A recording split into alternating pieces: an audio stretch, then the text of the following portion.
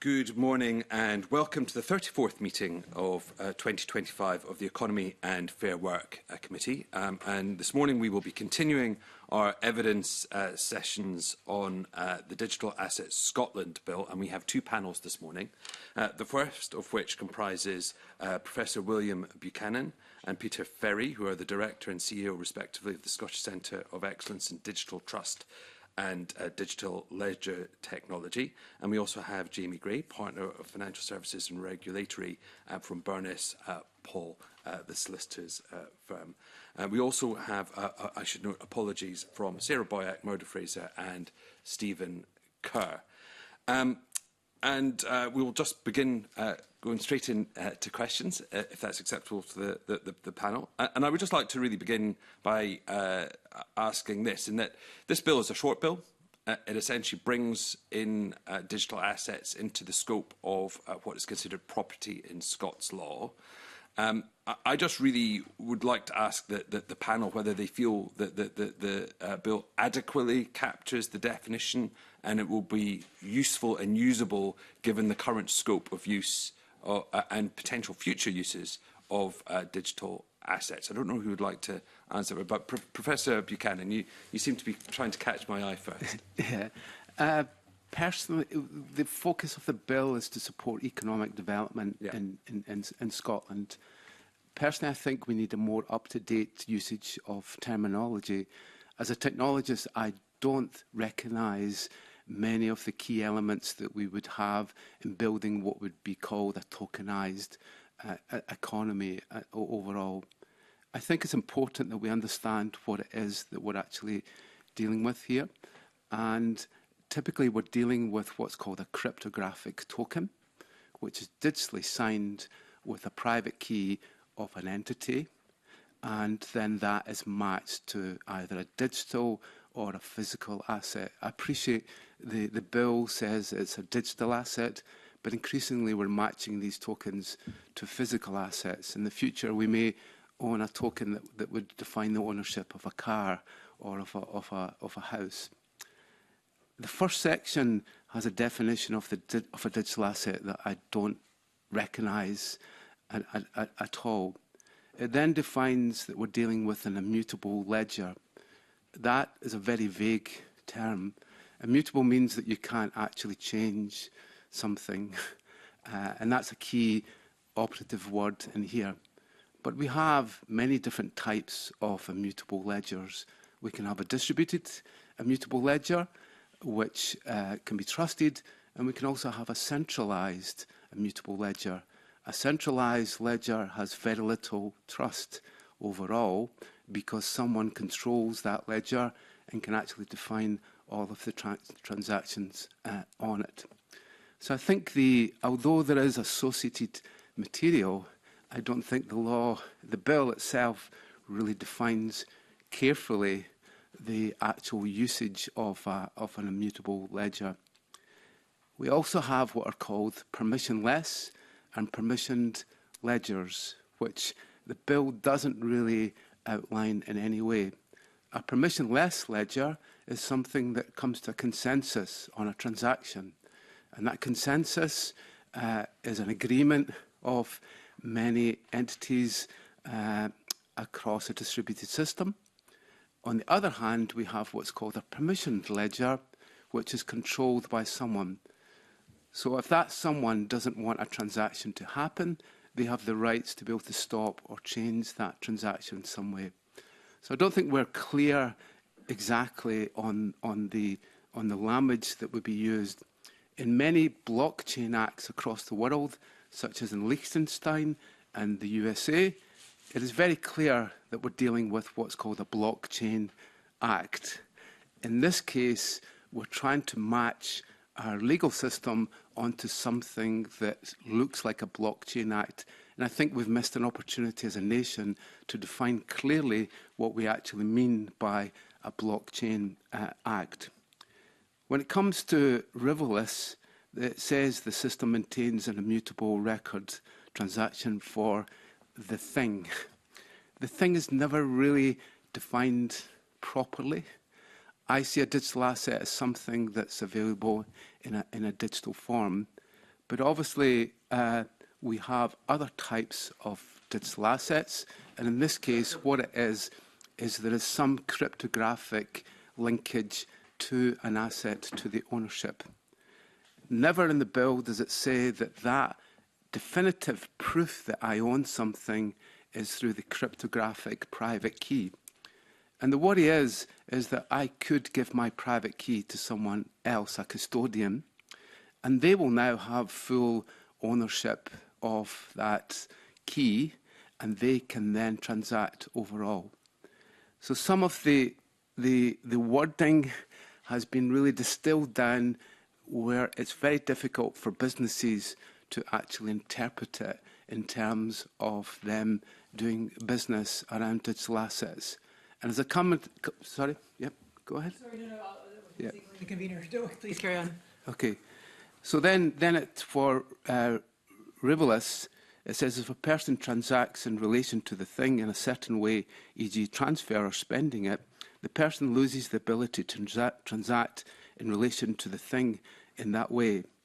I don't understand that definition at all. There are many ways to transact with a cryptographic token, such as transferring a token between wallets. That doesn't mean that I will lose the ability to transact at some time in the future. Along with this, as I said, we have the concept of permissioned ledgers and non-permissioned ledgers. And I don't think the bill really touches any sort of background in the difference between those two types of ledgers and the trustworthiness of them. Overall, I think it's quite vague, and it doesn't help businesses in Scotland understand how Scotland would be a safe place to be able to transact with these trusted digital assets. And what we really need to trade in Scotland is a clear definition of how we can create what you would define as a tokenised economy. Thank you.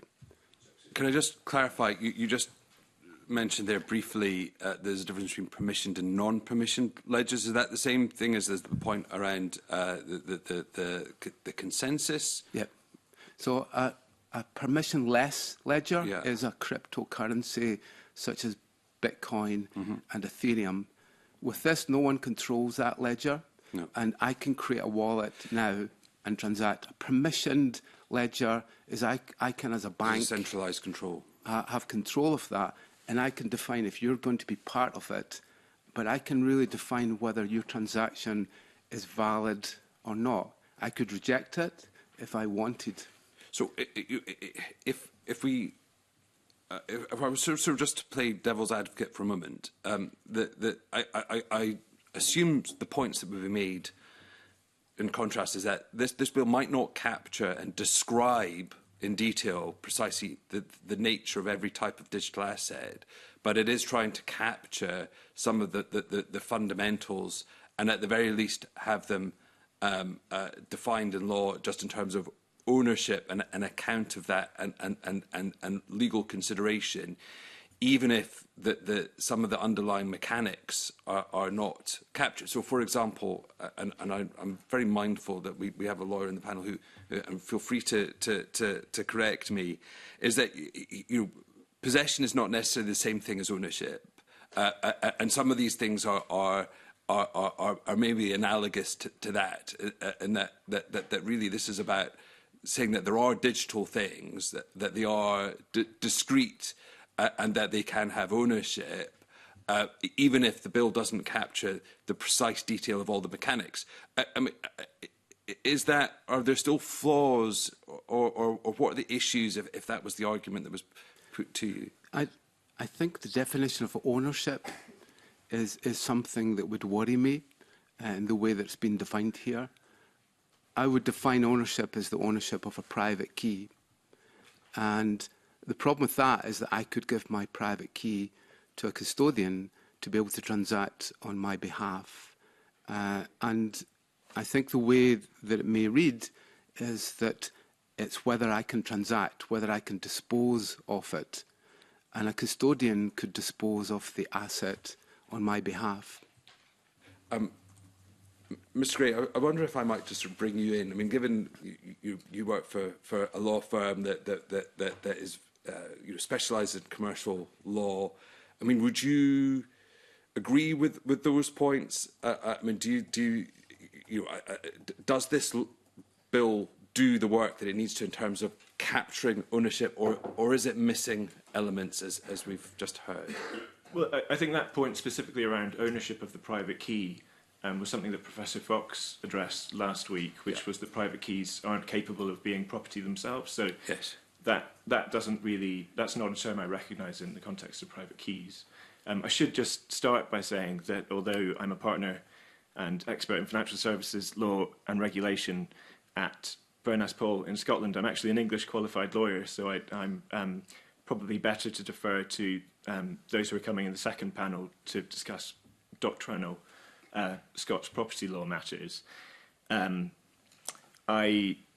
would say, though, that the definition seems to me to be deliberately functional rather than technological, and from a legal perspective, that resonates with me because I'm not a technical expert, but I understand how the law should function. And I think that's right in this context for defining property law from a principles perspective, not a Scots law perspective per se, for future proofing. The approach doesn't mention blockchain, distributed ledger, or any specific technical implementation. And in that respect, I think it's broader than other definitions elsewhere in legislation, such as the Financial Services Markets Act and the Collective Investment Schemes Order, which specifically deals with the concept of staking in relation to blockchains and distributed ledger technology. So it describes what the thing does, not how it's built. And that means that new technologies should be able to emerge, and provided that they produce assets within those functional criteria, those characteristics, those assets should meet the definition without any need to constantly update and amend the legislation. For developers and technology businesses, this may be about Peter Ferry and Professor Buchanan may be better able to speak to that, but it seems to me to be the right approach. The technology is moving fast, and a functional approach means that developers can innovate, knowing that if they create something with property-like characteristics, the law will recognise it as property. I think the trade-off, as is often the case, is in the abstraction of the terms that are used. Terms like rivalrous and immutable aren't everyday words. They require interpretation, and there will be edge cases where it's not immediately obvious where something meets the definition, but that interpretative burden is preferable, in my view, to something which is overly prescriptive, that could constrain innovation and require amendments to legislation sooner than is hoped. And just before I bring in colleagues, again, from your perspective, I am assuming that the purpose of this law is to facilitate transactions, i.e. we need to capture that these are things and that they can be owned, so therefore that they can form part of whether it's interpersonal, but I'm guessing this is going to be more in the domain of kind of commercial transactions. I mean, is that sort of the correct way to understand, where the usefulness of this will come from, and to what extent is this something that is already happening, both broadly but also particularly within the Scots law jurisdiction? I see it as, certainly commercial is an important facet. The technology, as I understand it, is that it's infrastructural, so it sets the rails for transactions to happen. And that will benefit commerce, but it will also benefit individuals who deal with institutions. So it's a big advantage, and where we're seeing a lot of interest among institutions, particularly financial institutions, is in tokenization of assets, and that will affect large businesses as well as individuals. I believe my colleague Lawrence State was wanting to come in, and do you want to ask your main questions as well as supplementary? Or? Certainly, I can do that, Convener. Thank you. Professor Buchanan, I wanted to just help me understand something that we discussed last week with our witnesses, and that is about the nature of the term immutable, which in this case is probably a legal term rather than a technical one. And if I understood what was being said last week, the immutable doesn't mean it can't ever be changed, but immutable means that it can only be changed in a tracked way, which seems to me would apply to both the distributed ledger and the permissive ledger, as long as you knew who had permission to change it, as opposed to, a mechanism where anybody could change it, where there's no traceability on that. Is that your understanding of the term of the use immutable? In the case of a blockchain, immutable means that I cannot change. Blocks are created with transactions, and then we create what's called a Merkle root, which will encapsulate all of the transactions, and then these blocks are then chained together. So it is now almost impossible to change any of the transactions. So immutable does mean that that transaction in block 5 cannot be changed if we're on block 1000. So that's the normal way we would do it. But what we can have is an audit trail to say now that that transaction led to this transaction, I own this cryptographic token that defines that I own my car. But then I transfer my car to Peter.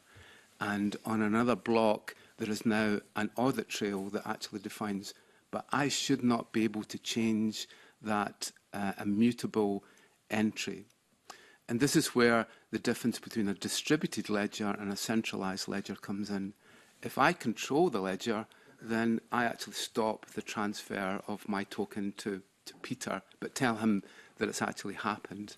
So a centralized ledger allows someone to change the transactions and update it as they require with the transactions. But a proper distributed ledger means that we have a consensus of all of us to agree that I can transfer. So in the pure blockchain sense, immutable does mean immutable. If there was ever the opportunity for anybody to change a Bitcoin entry, it would compromise the whole of the blockchain. I understand that completely. My question is really around the bill, which doesn't, as far as I know, restrict itself strictly to blockchain technology, and therefore the bill also covers items that would be in a permissive ledger or some other record-keeping mechanism, provided that that immutability is tracked. I get that blockchain technology is rigidly immutable in that way, but other technologies that would be covered by this bill are not. Is that an issue, that this bill is broader than just blockchain or crypto tech, that particular type of technology? You're correct. So what we're talking about is a centralized database, typically. So if I record transactions onto a centralized database, I could record a digital signature to say that that transaction had happened by me. But I can still modify a database in some way. So something like a centralized database, you cannot be sure that somebody has deleted a record from the database. So I could easily remove that record. Where is the mutability there at all? Because I control the ledger and I now delete that. So I think without a distributed ledger, you cannot have immutability. And if you're talking about a database, then there is no way that you can actually see that for definite, unless you have an auditor which is looking at all the audit logs, and that's a blockchain that you would need to have.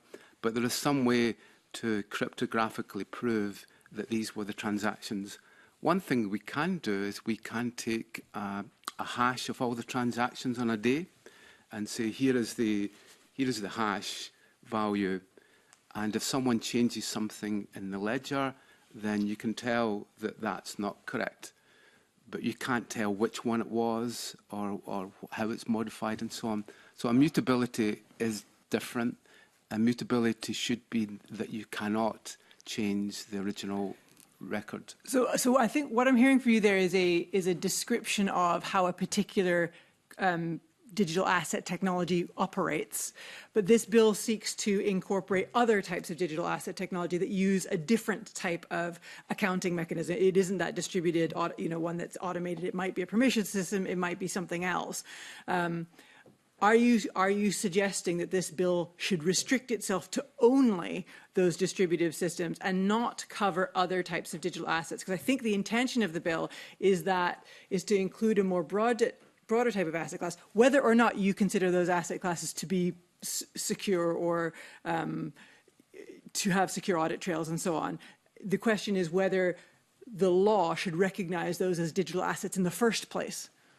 Yeah, I think we would struggle to define something like a database, a centralized database, as being immutable. The whole thing about a database, you can have what's called a worm drive. You can have optical disks that you can actually write transactions onto them. So that would be the equivalent of a blockchain where you have an immutable storage of data. And the data would be stored and written optically onto the disk, and it couldn't actually be changed. But if you think, on the other hand, you have a ledger where I now have an eraser, a rubber, to rub out a transaction.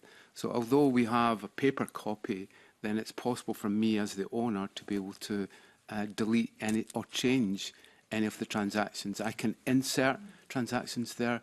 So I think it probably just needs to be improved in terms of what immutability actually means in a digital way, so that we probably understand. I appreciate that blockchain is the ultimate in immutability because you can't change that, and optical storage is also the ultimate. But there are so many other applications where a centralized system is controlled by an entity and can change that entity. That is not immutable at all, unless we could define a cryptographic way of creating that proof. And I think that is a blockchain. Okay, no, thank you. I understand that one. In terms of, I'll just while I've got the chair, the floor, I will ask some other questions along the same sort of themes. And I guess we've just kind of narrowed in on particular definitions of digital assets. Professor Buchanan is kind of advocating that only crypto style tokens and that technology should be the basis for this on the basis of immutability. How do Mr. Ferry and Mr. Gray feel about restricting the definition or using the more broad definition that the bill uses? If I may, I think one of the challenges in defining a bill such as this around a technology area is that it becomes very difficult to describe issues of technical implementation in language which seeks to capture many of these technologies as those technologies themselves are moving forward. I'm quite sure that that in legislation in the Scottish Parliament we'll face the same issues around AI, which is another fast-moving area. And I would point out that this is a technology area which is not in its early stages. In the centre which Professor Buchanan and I run, we're already working with organisations such as the Bank of England, who are bringing actual instances of these technologies into daily use. And the size of the economy that's built around types of digital asset that we already know and are very well defined is very large and growing over the next 2 years. One of the suggestions we made in our response was that it's perhaps, whilst we understand the idea of bringing these assets into Scottish law by relating them to property, it would also be useful to have a more definite taxonomy that gives real clarity to the businesses and institutions who will be dealing with these assets on a day-to-day basis over the coming years. I think I would say finally, and probably to the convener's initial question, is the bill clear enough? I think if its mission is to bring these assets into law by relating it to existing legislation, then perhaps it achieves that objective. If the mission is to make our jurisdiction prepared and ready and a great place for innovation around these assets, which could have a huge impact on the Scottish economy, then I think it falls short of that at this stage, or it would at least be required to very quickly move forward to bring more clarity to the sorts of investments of time, effort and capital that are required to bring this tokenised economy to a reality. I don't know if you had anything to add. Yeah, I mean, I would agree that more needs to be done, but I don't necessarily agree that it needs to be done in this bill. I think the terms like immutable are sufficiently broad and directly capture the essence of what matters for property law purposes, which is permanence, and within systems that prevent the double spending mechanism from being defeated. So I do think, though, that more needs to be done, because those are quite legalistic terms, and one way of addressing that we see elsewhere in lawmaking is industry guidance, or official guidance perhaps as well, where businesses and even lawyers who don't have property law expertise could understand what how the definitions are to be interpreted in practical contexts, perhaps with some scenarios, and that would be, I think, a way that could be adapted as technology evolves as well. So in each case, the industry could get a sense of how the law is to be interpreted. Thank you. No, that's really helpful. Going back to the issue around tokenization, although with a slightly different approach. I mean, tokenization is a key growth area in the sector, but not all digital assets are represented by tokens. So they are. That's a particular manifestation of a way to show ownership of an asset. There's sort of two questions there. One, is that a problem that tokenization isn't mentioned in the bill? And is the bill sufficiently broad to allow, the expansion of tokenization? I guess Professor Buchanan, you said also, it could come to represent physical assets. It could be more, it could be implemented differently, but also other innovations that come up. Is the bill sufficiently future-proof in that space? That's a significant worry that I have. So we see a lot of businesses in Scotland setting up that are asset managers. That is where the big growth area is just now. The commercial banks are doing well, but if you actually see in Edinburgh and Glasgow especially, there are a lot of asset managers going from the traditional that Scotland is a great place to do financial business, well trusted. We lost that reputation a little bit some decades ago, but it's really back again, that this is a safe place to do business. It should be remembered there are 3 different types of tokens. The one we were talking about earlier is the payment token, the cryptocurrency. And I think this is trying to address cryptocurrency, especially Bitcoin and Ethereum, but also stablecoins. So the big growth in the market just now, and the Bank of England is looking at stablecoins for a UK pound. It might come along. I think there's a very good chance. China certainly has a stable coin, not for their day-to-day transactions. The citizens will never see these digital currencies, unlikely, but it's the transactions in wholesale, retail banking. The transfers between banks will now be done through a tokenised infrastructure. That is where Scotland can really bring an advantage, in that we can actually be a safe haven to be able to transfer between banks onto ledgers, typically now using stable coins. So the UK pound could be used as a currency to be able to transfer. So we also have utility tokens. So we're all used to going on a flight, and we now have a token in our wallet, which means that we can get an EasyJet flight. We show the QR code, it's digitally signed. The green passport was probably one of the greatest advancements in our society that we ever saw from a digital point of view, in that now you could show your vaccination record across Europe. and you could actually have a QR code which was signed by your GP or the NHS or something, and other countries accepted that digital signing of the COVID passport. What an amazing step forward. But where have we went since then? Virtually nowhere. So this isn't just finance that we're dealing with. This is the opportunity to really properly tokenise our economy so that we can have digital tokens to say that we have the rights to do something. If we buy something, then we can actually have a proper receipt of the ownership of something and not some piece of paper. But the third type of token is probably the most significant for economic development, and that's a security token.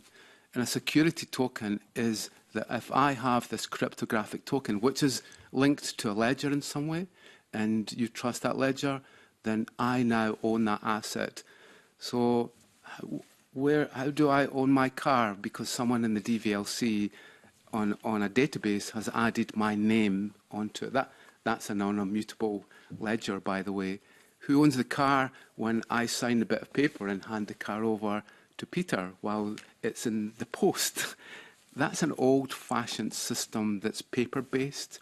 And what we need to move towards is starting to look at security tokens that we can cryptographically prove that I have ownership of something.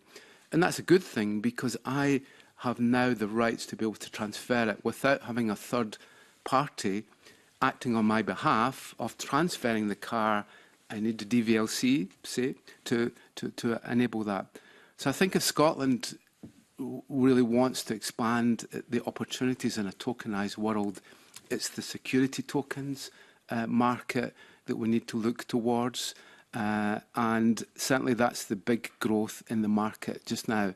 But I don't think we should avoid the opportunities within stable coins and within cryptocurrency to be able to tokenise our financial infrastructure there too. It isn't clear to me, though, that legislation is required to be able to do that. This legislation is kind of one step down, which is saying that, okay, we all get that you can tokenise a plane ticket or, in theory, the register of cars. What we want to do is be able to recognise digital assets as assets for the purpose of the law. Now, some of those may be represented as tokens, some of them may not, but I think that's where this bill sits. Is that your understanding? My definition of digital assets would differ from that. My definition of a digital asset would be something that has been converted into digital form, a digital document.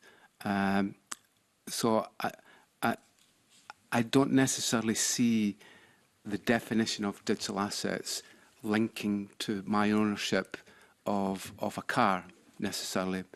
I see it as the ownership of the token that can then map to cryptographically to the ownership of that car. And as long as others identify that that token is valid and it's trusted, just like the COVID passport, then they will now say that I now own that. The definition in the associated material for a digital asset looks at Word documents and general documents that relate to that are in a digital form, and never talk about the opportunity to match it to a physical asset. It talks about a thing, and I appreciate that's rather vague, but I think mainly it's talking about a digital thing, a digital artifact. It's not a painting, it's the digital equivalent of the painting. And for that, we would typically define what's called a non-fungible token. Non-fungible token means that it's created and minted specially, and it cannot be recreated. It's unique. A crypto currency is different because we can keep mining and we can keep creating new tokens, but a non-fungible token is something that you can't recreate and is unique. My worry is that we're maybe not defining enough the opportunity of matching into a physical world because we're using the term digital asset. Okay, yeah, I think my understanding is slightly different, but I'm interested in hearing from Mr. Ferry and Mr. Gray. I guess, sorry, I can reiterate the original question, which is about tokenization not being dealt with directly by the bill, and whether you think that that's an issue. My understanding of the bill is that the bill seeks to, I guess, give legal reality to something that currently doesn't have it, a digital asset. Given that, as we've discussed, tokens can represent digital assets or physical assets, I guess, to me, tokenization is kind of by the by, and I'm not clear that legislation is required. That sounds like that works fine. It just needs people to sign up to the system, if you like, and that this bill is about establishing those digital assets in law. But I may have misunderstood that, and perhaps you can clarify. I'll make a brief point. I think at the root of that question is, is the definition general enough to encompass tokens and tokenization? The answer to that is probably yes. In my opinion. But the issue very quickly becomes that there are real specifics in the interaction with all of these kinds of tokens. I mentioned the taxonomy, and the Professor Buchanan's just talked about a number of different types of tokens which are well known and well understood and are part of our economy already. And in each of these cases, a jurisdiction such as Scotland would have real clarity around how each of these kinds of assets would function in society and in finance in our interactions. I think that the bill does very little to support that. So, for example, if the Bank of England do, as has been mooted, introduce a wholesale or a retail digital pound through primary legislation sometime as early as next year, then we will very quickly be in a position where we have to have great clarity around how stablecoins, how tokenized deposits, how the bank's own digital pound, digital currency would function in terms of law, taxation, and regulation. I'll just close by with an apology. Really. Bill and I are not lawyers; we are technologists. So perhaps it's difficult for us to point out things which may break within this particular law, but we can identify those concerns which will very quickly not be encapsulated, not be covered by this foundational bill. Sorry. I would say that Professor Buchanan and Peter Ferry have both identified the area that probably attracts greater scrutiny, which is composite assets. But in general, the law of property is the law of things, and so general amorphous concepts like we use the word thing as I understand it, so that we as a society can define assets that we think merit property rights, and stable coins, tokenized assets, tokenized deposits, NFTs could comprise a thing, provided that they meet the criteria that are within the definition. So I agree that tokenization is particularly important and that it is covered. But I would also say that in situations where you have tokenized securities or fund tokenization, property law is only one narrow aspect of it. And the FCA, for instance, is currently consulting on rules around fund tokenization and how that should be developed in practice. To take the example of the car, there are specific rules around how you register transfers of ownership. I see the bill as applying to the analogy of having the keys to drive the car, but it doesn't extend to how you register it centrally in those types of situations. So that's the bill applies to the token that encapsulates the property, but there may be underlying laws that apply to underlying property that in some cases need to be developed. Stablecoin is an area that the Bank of England and the FCA are creating rules and authorization regimes under. I think they've just opened a new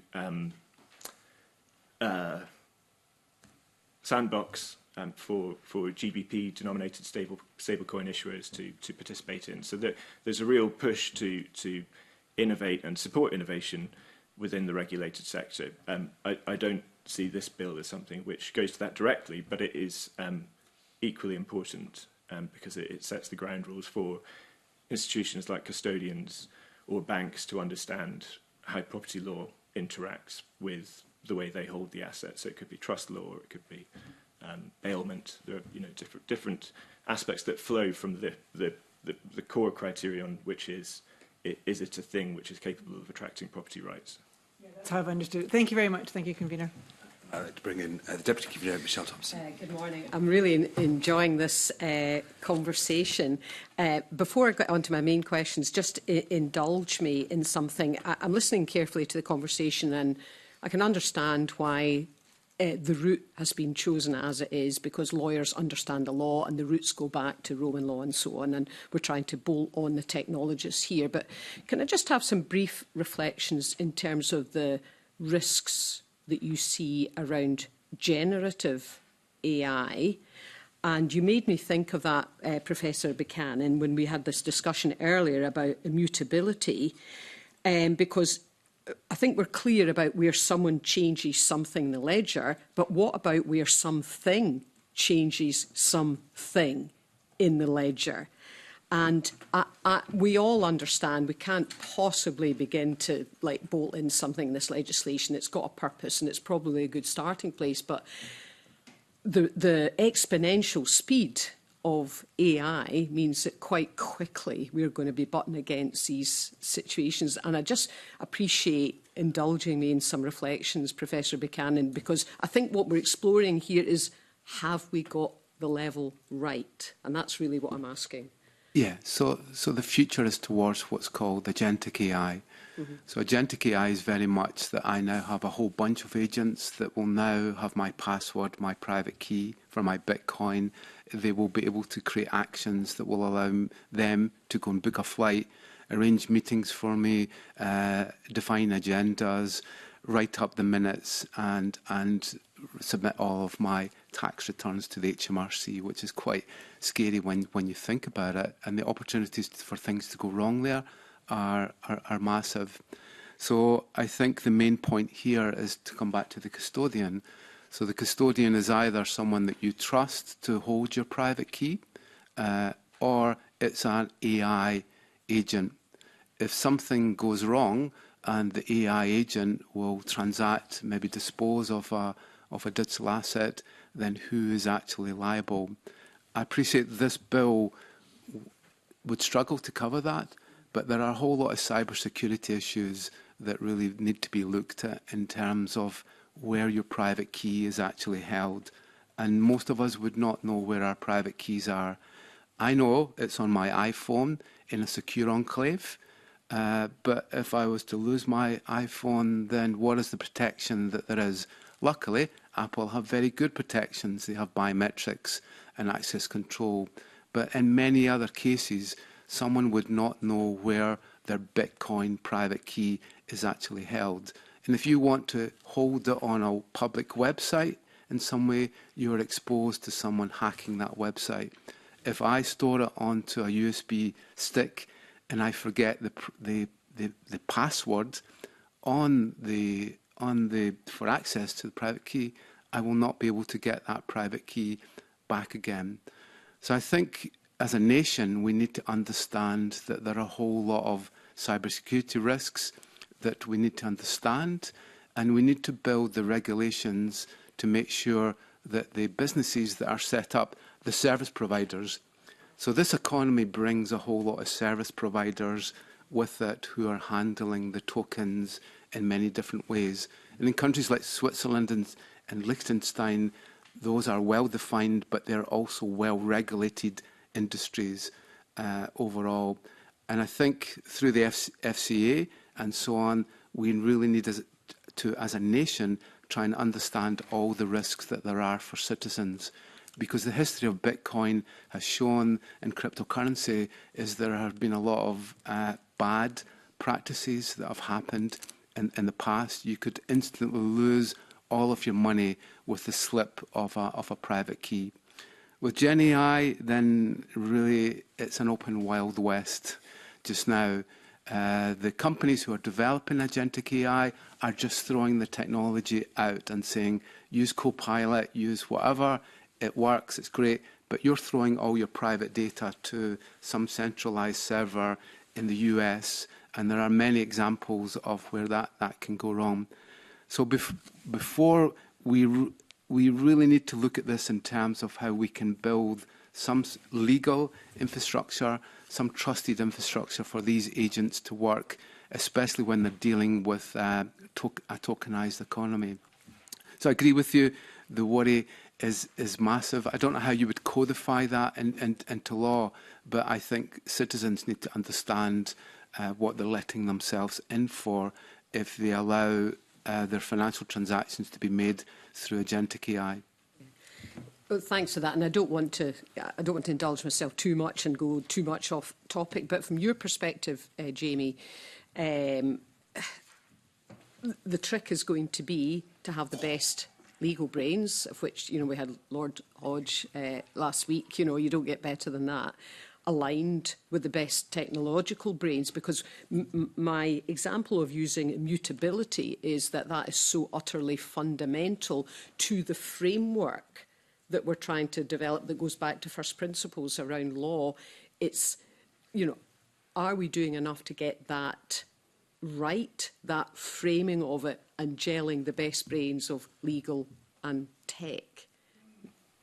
And I think that's a good question. And the thing about digital assets is that they're forcing us to confront our traditional understandings of the law. And your previous question around generative AI is, it really forces you to imagine something that's different from what we currently have, because the law doesn't currently, we're talking about digital things, but your question also addresses digital actors and personalities. We have, obviously have human persons recognised in law. We also have legal fictions like corporations. And I can imagine a time when we will have machines or agentic AI who may be operating autonomously, and potentially a time where such personalities could themselves be things that can be owned and transferred. This bill goes some way towards that, but there's a much larger piece of the puzzle which impacts property law, but other areas of regulation also, that definitely needs to be addressed. And it was yourself that mentioned, Professor Buchanan, about trust, and I agree, trust in Scotland as a place to do business and people to do business with, and our fintech sector is definitely a door opener. It brings in economic trade and benefit. So in terms of thinking where we are at the moment, getting this legal certainty, which we all accept will not and cannot be perfect, but with this law in place, do you think it will bring further legal certainty that critically will bring economic advantage, if not complete certainty, for other businesses to think, well, there's at least a framing if we don't yet have the legal precedent, well, because we can't have the legal precedent, but is it a door opener for economic opportunity, in other words? So the door opener has happened in Liechtenstein, Jersey, the US. They all have blockchain acts which crystallise exactly what this technology is, the different tokens. So I think if Scotland wants to be the place that you would come to base yourself and grow a tokenised economy, and for our existing commercial banks to move towards tokenisation, because they're not quite there yet. They're still dealing with fiat currency, and that's what they've grown up on. And there's a whole lot of risks and a whole lot of skills base that they need trained in and so on, and cybersecurity that needs to happen. So I think if we can get this bill through, then something needs to happen fairly quickly after that. I appreciate the FCA, and there are other regulations that are coming through UK and Scottish Parliament. But if we could, as a nation, define quite clearly from both sides, this shouldn't be a pro-business focus, and that we just don't want to attract any business to Scotland and create a Wild West opportunity. And that has happened in some places in the world, that ecosystem can happen. We want to bring trusted, good businesses to Scotland who can grow and create the jobs of the future. So in some way, if we can create a blockchain act, or we can influence that in some way, then I think it will make it easier for technologists to be able to interpret the law. So almost you take this bill and crystallise it more in the type of terms that we would understand. If you see the word immutability as one thing, and I see it as another thing, then that's a worry. And I think the opportunity in Scotland is to bring together the Law Society, say, and the great research and academic work that we have, and the great industrialists together. And that's always been a problem, is that we work in silos. And I think if this bill could do one thing, it's to really bring lots of different domains together. Ultimately, it should be for business leaders to be able to interpret this law. And all that we can do is represent some of the things that we're hearing from businesses, in that it's not there yet. The UK generally is getting better at being a good place to come. I mean, it's maybe one of the advantages of Brexit. I hate to say it, but it could be the first. You said it and not I. But I would like to echo that. It could be one of the opportunities for us to break the mould, to move towards more a Singapore-type model that's a bit faster moving and enabling, without actually having a centralised approach that is agreed to by many nations. I think the UK and Scotland might have the opportunity to be more dynamic and fast. And this is a fast economy. And the Bank of England could release within the next year or so the opportunity for stable coins. I would love to see Scottish businesses starting to prototype within the test bed and really looking at that opportunity. There are many that are again stable coins. This is a Marmite area. This is a binary area that the truth is somewhere in the middle. Central bank digital currencies. Some people think it's one of the most evil things, that nation states are controlling their citizens' transactions, can see everybody's transactions, from going to Tesco's and buying something. A central bank, such as the one in China, can actually see those transactions. I would hope the UK would be somewhere in the middle, because we have anti-money laundering and we have KYC, know your customer. So banks are sitting on two sides. For one, they want privacy of their citizens for their transactions, and then the other, they need to make sure that the citizens aren't laundering money and doing bad things with it. So I think if we could find a constructive environment that allowed Scotland to thrive, then I think that would be one thing that the bill could do. But I think we need momentum behind it to grow our economy in this way.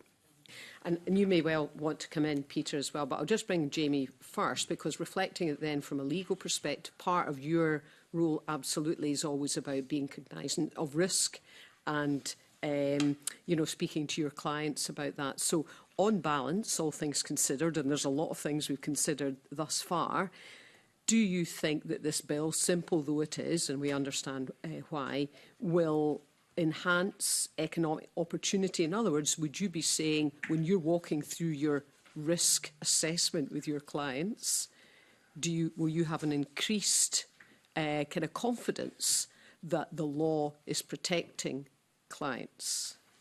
Yes. That's good. It's good to be able to take something off automatically. Yes, I think that the bill would remove a blocker that doesn't necessarily need to be there, and which, if tested by the courts, may not be there. But it gives certainty in advance for businesses to invest and not wait for that outcome, which may not ever arise. Yes, and I agree that the bill is only one part, and for the purpose that it seeks to achieve, to come to pass, it requires all facets of professional society to come together to ensure that it is implemented in a way that supports the growth that it's designed to achieve. So that is technologists and lawyers, also the judiciary, if it came to case law, I think. A better understanding and collaboration will help with that. I hadn't given you a chance to come in, Peter. Any last wee reflections before I hand over back the chair to the convener? Thanks, Deputy Convener. I'll try to be quick. So I think that the bill is a small but necessary step to realise that economic benefit. However, there's been a lot of talk about the Wild West. I think a few people have mentioned that. And the Wild West was tamed by laying the rail tracks that allowed the infrastructure to bring about the economic benefit, in that particular part of the world. And I think it's the same in this kind of digital infrastructure. We have a wave happening here. We know more about the AI wave. Probably that benefit is going to be delivered to very large American corporations. Kind of that battle's already won in some ways. But around digital assets, there is a chance to make this a wave which delivers economic benefit in a fair and balanced way and doesn't just benefit the larger financial institutions, some of which are represented here in Scotland. So if you indulge me for a minute, because it's beyond the bill, but I think that the work in Scotland and the Scottish Government to lay that digital infrastructure is absolutely within its grasp. I would point to we discussed private key material, private keys, and how they are managed. Other countries and jurisdictions have taken steps many years ago to enable that kind of infrastructure to work for businesses and people. Some of the committee members will know that I'm a consul for Estonia and will know that story quite well. But even in the European Union, there is an active project which will deliver digital wallets to over 500 million citizens of Europe, which can manage that private key material for both individuals and businesses. And that is an example of the sorts of rail tracks which will enable understanding and adoption of these technologies for economic benefit of individuals. And I would urge, following the bill, to look at how that infrastructure can be developed, so that we can have a well understood and beneficial way to adopt tokenisation and digital assets throughout the economy. Thank you. Much. I'd like to bring in Kevin Stewart.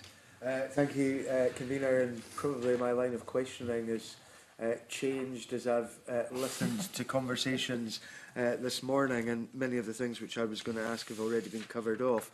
I want to look at some of the commentary that there has been this morning, because I think in every regard, we want to see perfection in legislation. But the issue here is around about definitions, and there are arguments around about definitions. And that kind of goes for every single piece of legislation that probably all of us have dealt with since we have been in this place. I want to, first of all, ask Mr. Gray, because we had Professor Fox last week, the Deputy President of the Supreme Court, and going through in great depth some of the definitions that are used in this bill. Are you satisfied that those are right? And, and if you know, what definitions have been used in other jurisdictions, the ones that have been mentioned, Liechtenstein, Switzerland, Jersey, that may be different from what we have here? It's a very good question. I should say at the start that I'm not qualified to opine on any of those jurisdictions mentioned. I did listen to Lord Hodge and Professor Fox's evidence, and I found it compelling listening to it. I was curious about the word immutable, which to me seemed absolute, but was encouraged by what Professor Fox said when he saw it as a relative term. So even something like blockchain, which is the definition of something Bitcoin, which is the definition of something which is immutable. Feel free to disagree, but I believe it is. There may be systems which would allow some transactions in exceptional circumstances to be changed, so I was encouraged that the word immutable doesn't defeat those types of systems. It may be possible to today define a set of rules that would capture all known technologies in a very prescriptive way, but that system would be inflexible and it could change tomorrow, and then we'd be going through the process again.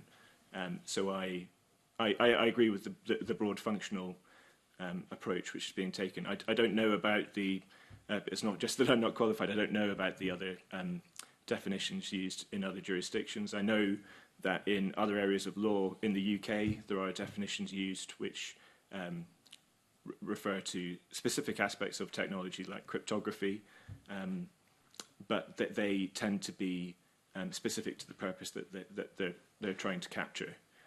So in the Financial Services and Markets Act, it's specifically addressed at qualifying crypto assets, which was a risk that was perceived by the lawmakers and the FCA at the time. There's also the concept I mentioned earlier about staking. There was a risk that could be regarded as some kind of collective investment scheme, which is financial services law's catch-all for types of regulated activity. And there was a determined approach to address that and ensure that those types of schemes aren't regulated in the way that traditional law regulating collective investment schemes would apply. Staking is going to be addressed in the forthcoming regulatory regime, which we're expecting final rules on next year. But it's just an example that definitions vary depending on the purpose. And I think, to go back to your original question, Lord Hodge and Professor Fox addressed in their evidence that the purpose today was defining digital assets for the purpose of property law. Mr. Ferry? I think I would only add that it seems to me that the pace of change and innovation in the space means that there should be some body involving legal and technical professionals which can recognise types of digital assets, how they are qualified, and in what capacity in the eyes of the law. That may not be that's just an opinion from a non-lawyer, but the level of innovation means that surely there has to be some way of clarifying on an ongoing basis how different types of digital assets should be treated. Mr. Buchanan?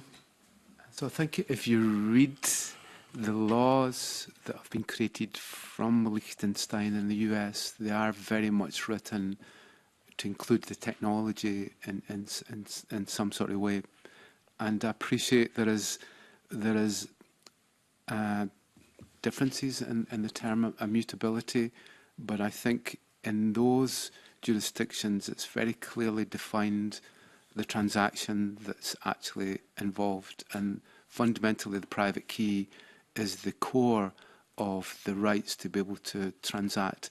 They talk about a dispositional transfer, and it's the ability to be able to dispose of an asset, and that obviously differs in this case in the way that ownership is actually defined.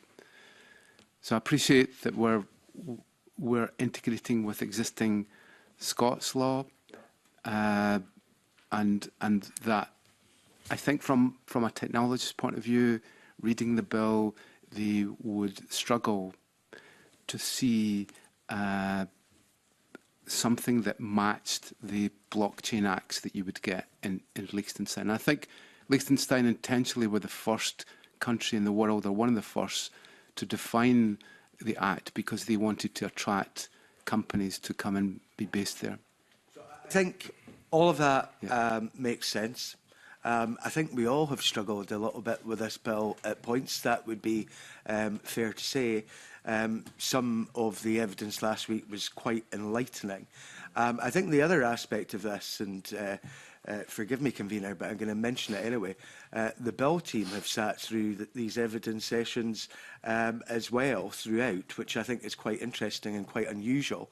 But I think it shows how important this is, and hats off to them for doing that. We all recognise that this is a part of the jigsaw, that legal definition around about property law, Scots property law. We recognise that there are other changes that are required to create that effective regime for digital assets. And, you know, I'm sure the Parliament will come to those for those areas that we are responsible for, but also there will have to be change elsewhere, not only at UK level, but also internationally as well, in terms of some of this as we move forward. The bill itself does not have very many regulation-making powers, and probably it shouldn't. But when we are creating other legislation in this area, with the level of change that there is, that legislation will have to be pretty flexible.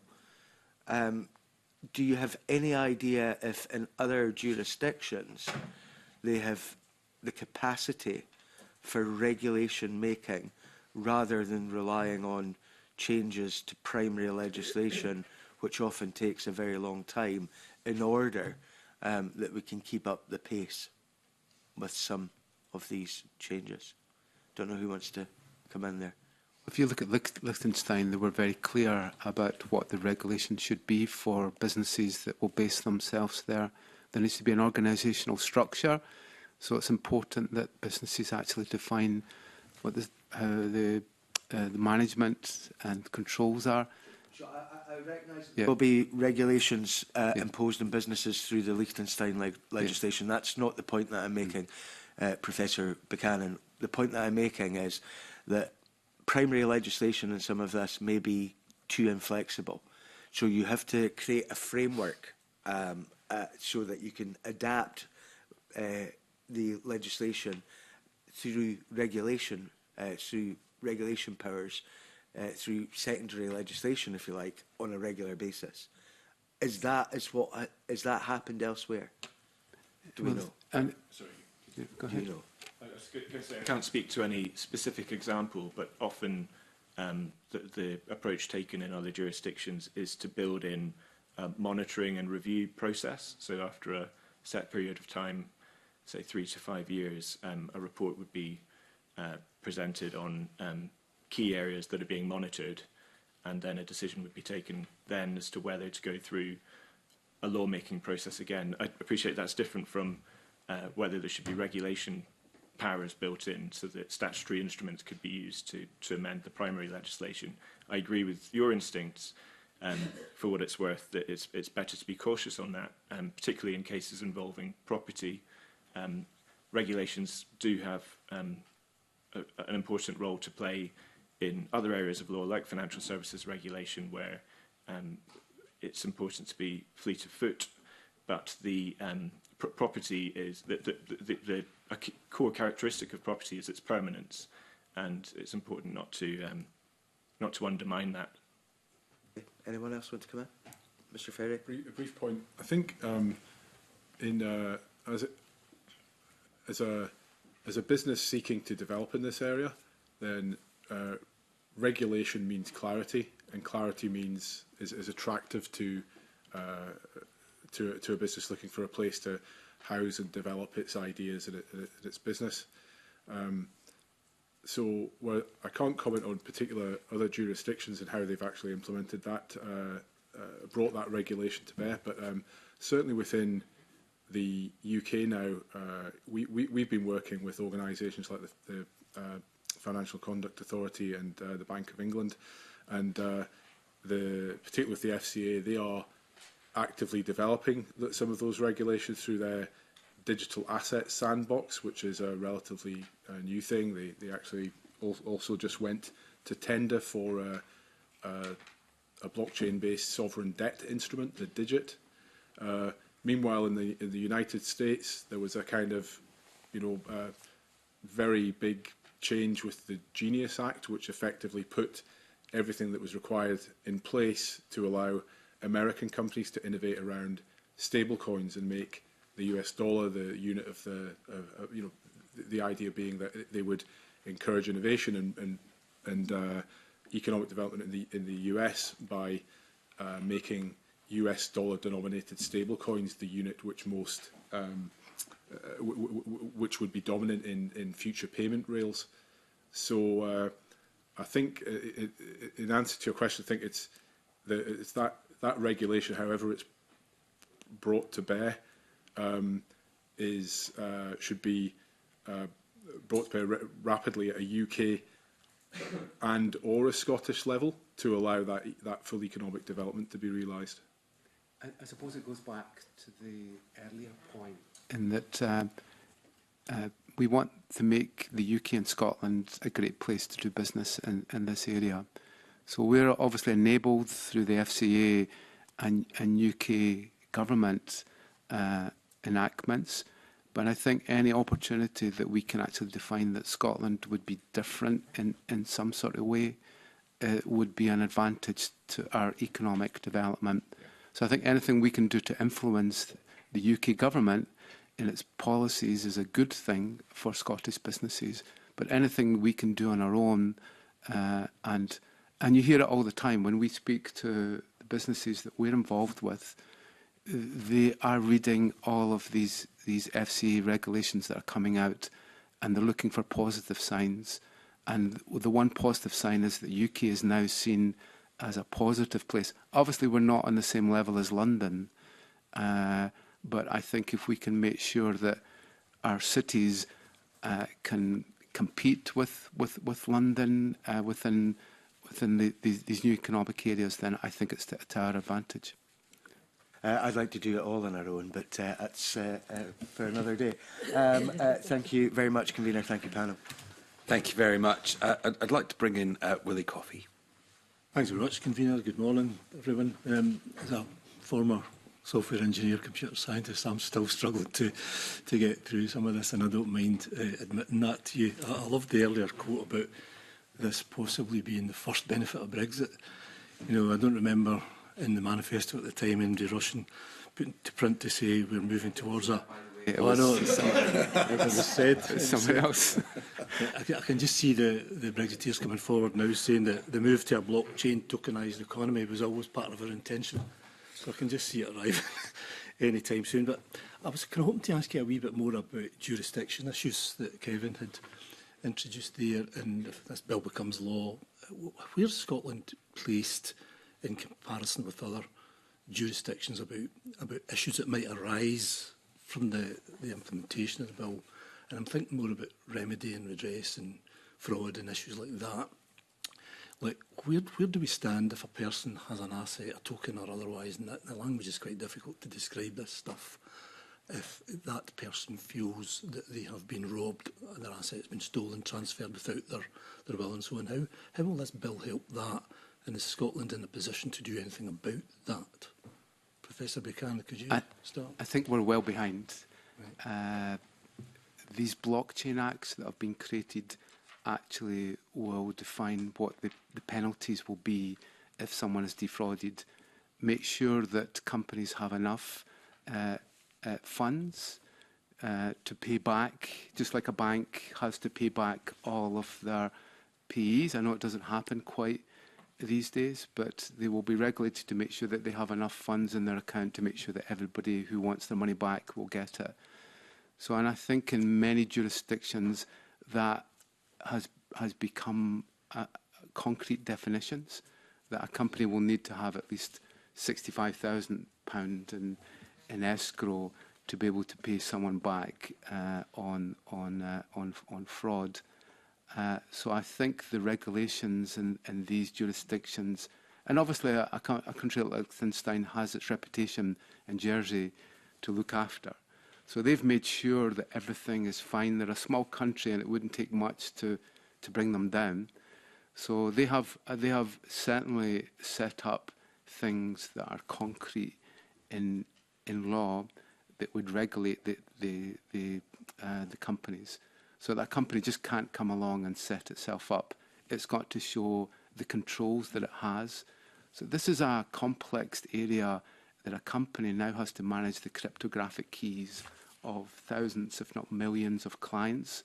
It has thousands of different types of cryptographic tokens. So you might think Bitcoin and Ethereum are king. There's actually millions of cryptographic tokens. And these things are getting transferred through exchanges and so on. So this is a very complex area. And we know of businesses based in Scotland who do this. And actually their biggest cybersecurity threat isn't from hackers in China. It's from their own employees.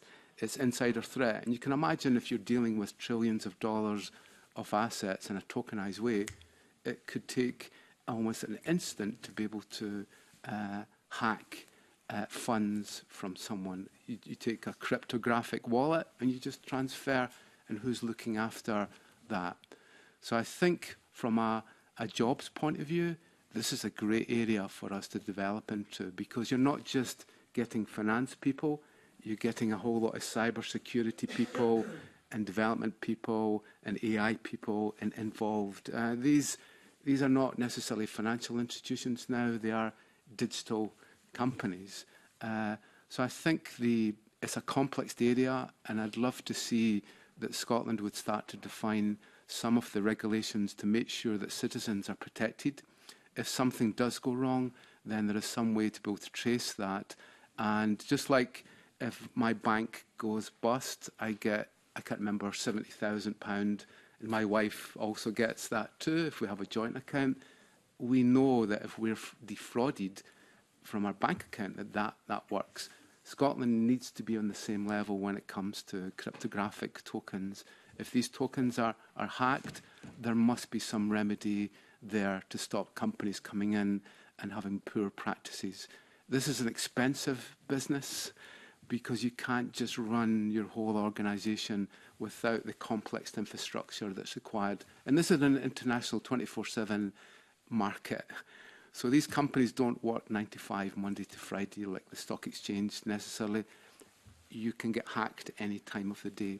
So the skills base, the opportunities for jobs are there, but I think we need to make sure that we don't just attract the wrong type of company to come here. Yeah, that's fascinating again. You said earlier, Professor Buchanan, that if you give Peter your token or whatever, he either acquires it or he owns it. Possession isn't ownership. What if he stole it? You know, who's going to know? Yeah. How would the system know that he's got that illegally or otherwise? Yeah. So if it is an immutable ledger, then only the private key can transfer from me to him. But if he manages to get my private key in some way, then I've got to prove to you as a law enforcement officer that I lost my key, I did it by mistake, I gave away my password or something like that. It's a whole new area. But as that naturally follow from a bill like this to put that without doubt, and remedies, protection processes? Yeah. Well, the FCA would obviously push through this, but I think if there's anything that Scotland can do to create an advantage, that this would be a safe place to do business, then that will really help our economic development. Thank you for that. Peter, Jamie, any comments on the jurisdiction issue and how we could introduce more protections or think ahead to the kinds of scenarios we were discussing a moment ago? I'm not sure on that. I've got much to add to what Professor Buchanan said, but I'd only slightly try to rephrase it in that as well as there being, perhaps threats from a new kind of, or new opportunities for crime, there's also very large opportunities. So, for example, in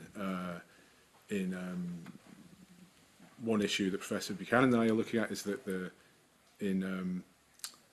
the small businesses suffer from cash flow issues, as many of us will know, and the adoption of these kinds of technologies have some very powerful new mechanisms for the enablement of greater liquidity for SMEs in financing, trade financing of invoices and so on.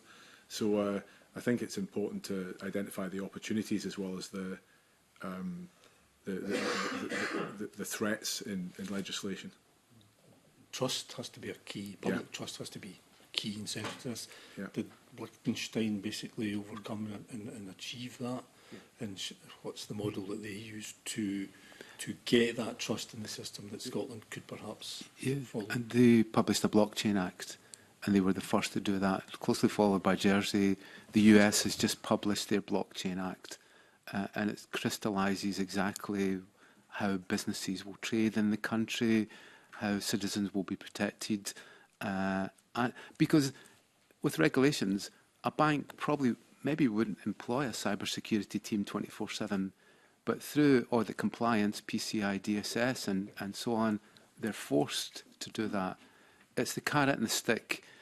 So the carrot is that you do good business and you invest in good cybersecurity, but the stick is you must do it. So I think there will be a balance there when we come to regulations to make sure that we regulate, but we don't overdo it. And I think as a small country, we probably have the opportunity to be able to do this properly. But it's a difficult balance because citizens could lose a lot of money.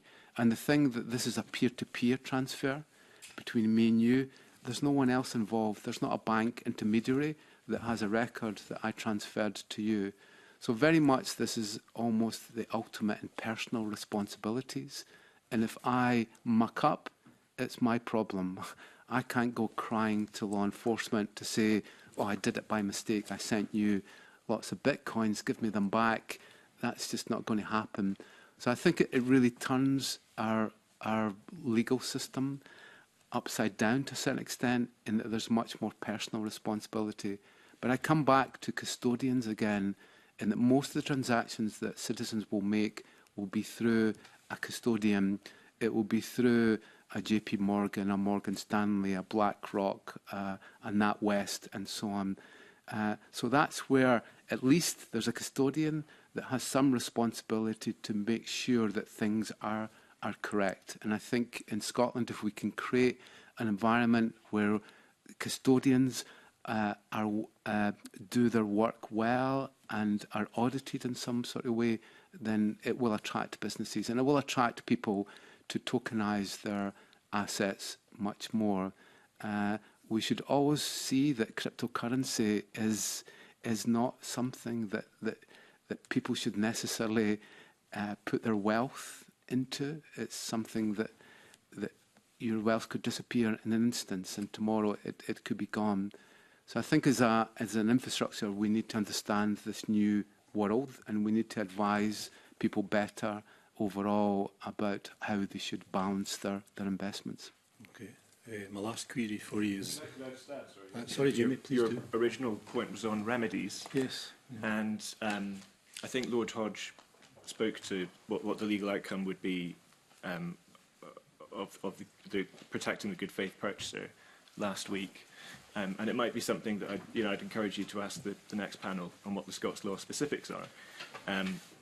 But in the UK, we have an existing legal infrastructure that's there to deal with financial crime, economic crime, money laundering, and by conferring property status on these types of assets, they will automatically fit within those moulds. What might be lacking is guidance around that, but that there may be specific alterations that in time may need to be made. But I don't think it's fair to say that we're lacking in a system that deals with financial crime measures. the challenge may be and how it applies specifically in this context. Okay, thanks very much for that. Jamie, my last query was on stablecoin. I think you've all mentioned stablecoin. It's another type of cryptocurrency, isn't it, pegged to a stable currency. And I was reading just this morning that 10 European banks are planning to launch that, a stablecoin, next year in Europe.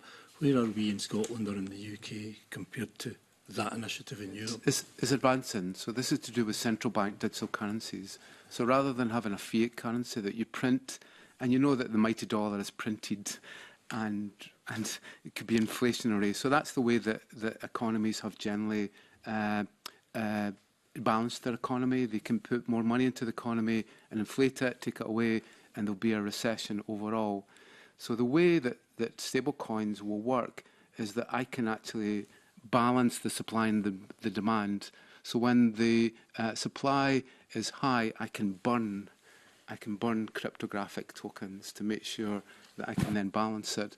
But when the demand is high, I can create new tokens. So overall, there's an algorithm that says I will always balance the supply with the demand and keep stable, unlike our fiat currency, where we can print and we can get inflation and so on. So the Stablecoin launch in the UK anytime soon? Yeah. So in the next year or so, the Bank of England will announce whether the UK will go for a digital pound stablecoin. China and the US are the most advanced, and we also have the European stablecoin being developed. But virtually every country in the world, every central bank in the world is developing their stablecoin, because they worry that now, if the transactions are done not by fiat currency but by the stable coins, they will lose control of their economic power. And the UK is at great risk that other organisations could start to trade with other currencies and not see the UK pound as a good way within a tokenised world. Okay. I would just add that in addition to central bank digital currencies, there are also privately issued stablecoins.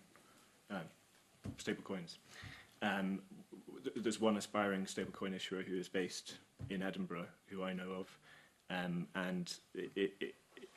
it's a fascinating and evolving area. The Bank of England, I think I mentioned it earlier, is developing a new regime for systemic stablecoin issuers, and the FCA is developing a regulatory regime around issuance of stablecoins. So the pieces are there and they're being set in motion, and I think this bill is an important part that will enable that to continue to flourish. The worry is that the central bank will now see all of the transactions that everybody does. We have intermediate banks who are looking at all the transactions, and that's fine. But then if the state now wants to control the whole financial infrastructure to see how you're spending, then now a central bank can do that. So hopefully the Bank of England will make sure that the centralised ledger is privacy aware in some way, that it doesn't record all the transactions, but they're still there on the central bank. But the tension is around anti-money laundering. They have responsibilities to make sure that they understand if someone is using their funds illicitly. And we've been pushing very much that privacy-aware aspect is important from the citizen. It's a bit like digital identity in the UK just now. The arguments can be quite toxic. In the UK, we tried for a digital identity scheme in 2001, and it was killed by one anonymous blog post because the public engagement was so poor around digital identity. We see it now that one of the reasons that digital identity is pushed in the UK is because we want to stop people in boats coming over to the UK. That's a very negative point of view overall. So I think Scotland needs to promote the opportunities of a tokenised economy to its citizens and engage with the citizens and let them understand the risks and also the opportunities for economic development. Thank you so much for your answers to my questions there. Thank you, Convener. Thank you. And finally, Gordon MacDonald. Thanks very much, Convener. Good morning, panel. I've just got a couple of points of clarification I'm looking for, because we've had a good discussion about the whole subject. I think it was yourself, Peter, that said that we needed a team of experts to assist with this whole process. But I asked questions of Professor Fox last week, and he suggested that the expert group that was being created south of the border in England and Wales, any guidance coming from them would be neutral to any particular legal system. Is that enough to guarantee and take into consideration the separate needs of Scots law? Or do you think we should have a separate Scottish expert group? I'm not sure because I'm not aware of that group. I did hear the reference to it last week and what its remit and scope would be. However, it seems to me that if the question is how do we move forward from this stepping stone to take to fully exploit the opportunity in the right way in Scotland, then surely we would need to be doing that within our own scope and context. So I would say that there should be a group that advises the progress of this through legislation and regulation in Scotland. And my other point I was going to, which is in relation to what you've just said, is the bill is quite short and limited in its scope, quite rightly. So it's very much a foundation bill. And if we want to make sure Scotland's a safe place to do business, and we have to get the balance right, what should be the next step, given that there's going to be a new government after the election in May next year? What should be the focus of the legislative process in order to maintain momentum in this area, given that legislation could be out of date, because it's a fast-moving issue? Bill might want to come in on this as well. However, okay. just briefly, that I think there are over the next year, 12 months, there are developments at a UK level which we need to be cognizant of, which would, and by that I mean the plans, specific plans of the Bank of England, and the output of the at least 3 regulatory sandbox and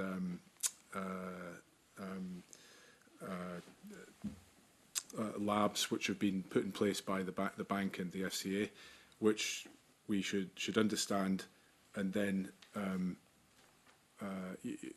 use that to position how we move forward in terms of both exploiting that and additional clarification for how that could be implemented in Scotland. Okay. I'd like to see digital signatures in the same sort of legal sense as a wet signature. So most of what we are still doing is that we're taking a GIF, an image of our signature, and pasting them into Word documents and then creating PDFs and saying that's legal. We need to move towards making sure, and I know it's happening, that digital signatures and digital signing has legal certainty in certain cases. The EU is putting forward the EIDAS2 to make that happen, because cryptographically you can make sure that a document, every single letter in the document is cryptographically signed for, where with a legal paper document, with a PDF or so on, you can't be sure that someone has actually changed it. So I think if we were to do something really fundamental, is to make sure that we ground digital signatures and the mechanisms for that into our law, and to make sure that businesses understand that we can now have digital signing properly rather than using third parties. And I think also we need to understand what digital identity means as a country. So we have one point of view in Scotland and another in the UK, perhaps. I think we need to all get together and understand what digital identity actually is, because it's fundamental in building a tokenised economy overall. Thank you. Jamie, you get anything to add? I I think there were some points mentioned earlier that the bill doesn't cover, like private international law, insolvency, and that those obviously those areas should be steps that I'd encourage the government to make active signals about addressing next. The deputy convener brought up the question relating to AI and separate legal personalities. That's an area that I'd like to see movement on, because I know it's a vast area that will need to be tackled. But I also recognise it's probably not something that would be capable of being addressed in the next phase. Okay, thanks very much. Thank you, and thank you very much for a very interesting set of comments and points of view. I think there's a lot for us to go away and think about, but we'll just briefly go into recess for 5 minutes just to allow a change of witnesses and to have a small personal break for members. But thank you very much for your contributions.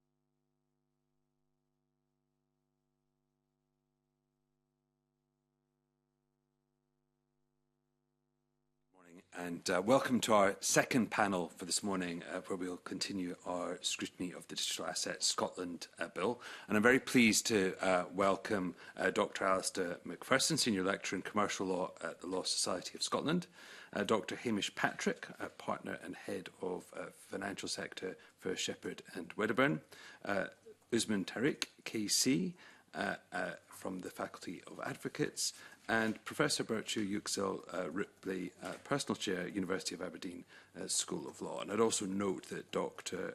Patrick and Professor Ripley are also Parliament's part of Parliament's academic fellowship scheme.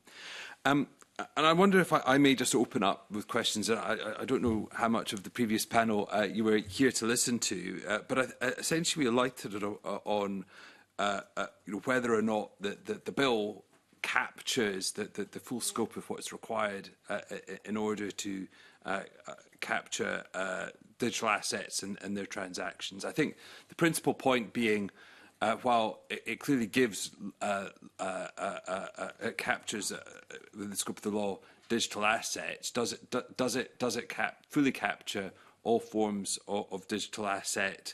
And critically, when you look at the law in Liechtenstein, which much more explicitly defines trusted technology systems and tokens, it seems to be much more explicitly oriented towards capturing blockchain as opposed to a sort of a catch-all approach that this bill seems to take. So I just wondered whether or not there were reflections from the panel as to just, does this bill capture accurately? Are there other unintended consequences from this quite tightly drawn bill, and are there any gaps? I just wondered if anyone wanted to offer a view to open up the evidence session. Yeah, I'm quite happy to start. The first thing I should say is that despite the sign in front of me, I am a doctor, merely Dr. Macpherson rather than Professor. 8 people in the Scottish Parliament. I was wondering whether the Scottish Parliament had the ability to inform my employers about that. It would be much appreciated. First of all, thank you, Convener, for the invitation to give evidence today on behalf of the Law Society of Scotland. The Law Society is supportive of the legislation. It will provide certainty and clarity in relation to property aspects of digital assets. And I want to pay tribute to the work of the Expert Reference Group, Lord Hodge, Professor Fox and the Scottish Government officials for bringing forward the legislation. The points that we identified in our response to the call for views are matters of detail and trying to achieve the best reform possible. Obviously, an attempt has been made to identify criteria which will determine what a digital asset is under the legislation. There may, of course, be things that are left out, and then it's up to the wider law to determine whether they can have property status, because this doesn't close off that possibility. There's obviously also an attempt to try and be technology neutral and future-proof to some extent. And as you will have seen in the bill itself, there are not references to specific technology, and that was referred to in the first panel today as well. However, there are certain points within the definition which point to certain types of technology, immutability being one of them. That is obviously has a particular type of technology in mind, namely kind of standard blockchain technology. And the question in policy terms is whether that captures enough in terms of digital assets or whether it could be broader. Now, it would be a bad idea, I think, to simply in an exhaustive way list all the types of assets that could be digital assets, because that would close the door to future developments and so on. But on the other hand, there may be some value in allowing for regulations to specify that some types of asset meet the test of being a digital asset on a kind of asset-by-asset type basis, including with reference to some of the forms of technology that were mentioned earlier this morning. Because there may be doubt, we've heard already about some of the uncertainty regarding the term immutability. To my mind, that means that something cannot be changed, it's not reversible, and I probably take a bit more of an absolutist view about what that means in comparison to others who take more of a relativist view. But if there is doubt about certain types of digital assets which can be changed or reversed, or records of them can be changed or reversed, then there might be value in allowing for regulations to specify that nevertheless they do meet the test for being a digital asset. Likewise, things like central bank digital currencies that we've also heard about. There may be questions about whether those are truly independent of the legal system if they require legislation to bring them into force in the first place. In which case you can avoid them falling foul of the independent of the legal system test by specifying them in regulations as being something which meet the test of being a digital asset. Thank you very much. Would anyone else from just run along there? Yeah.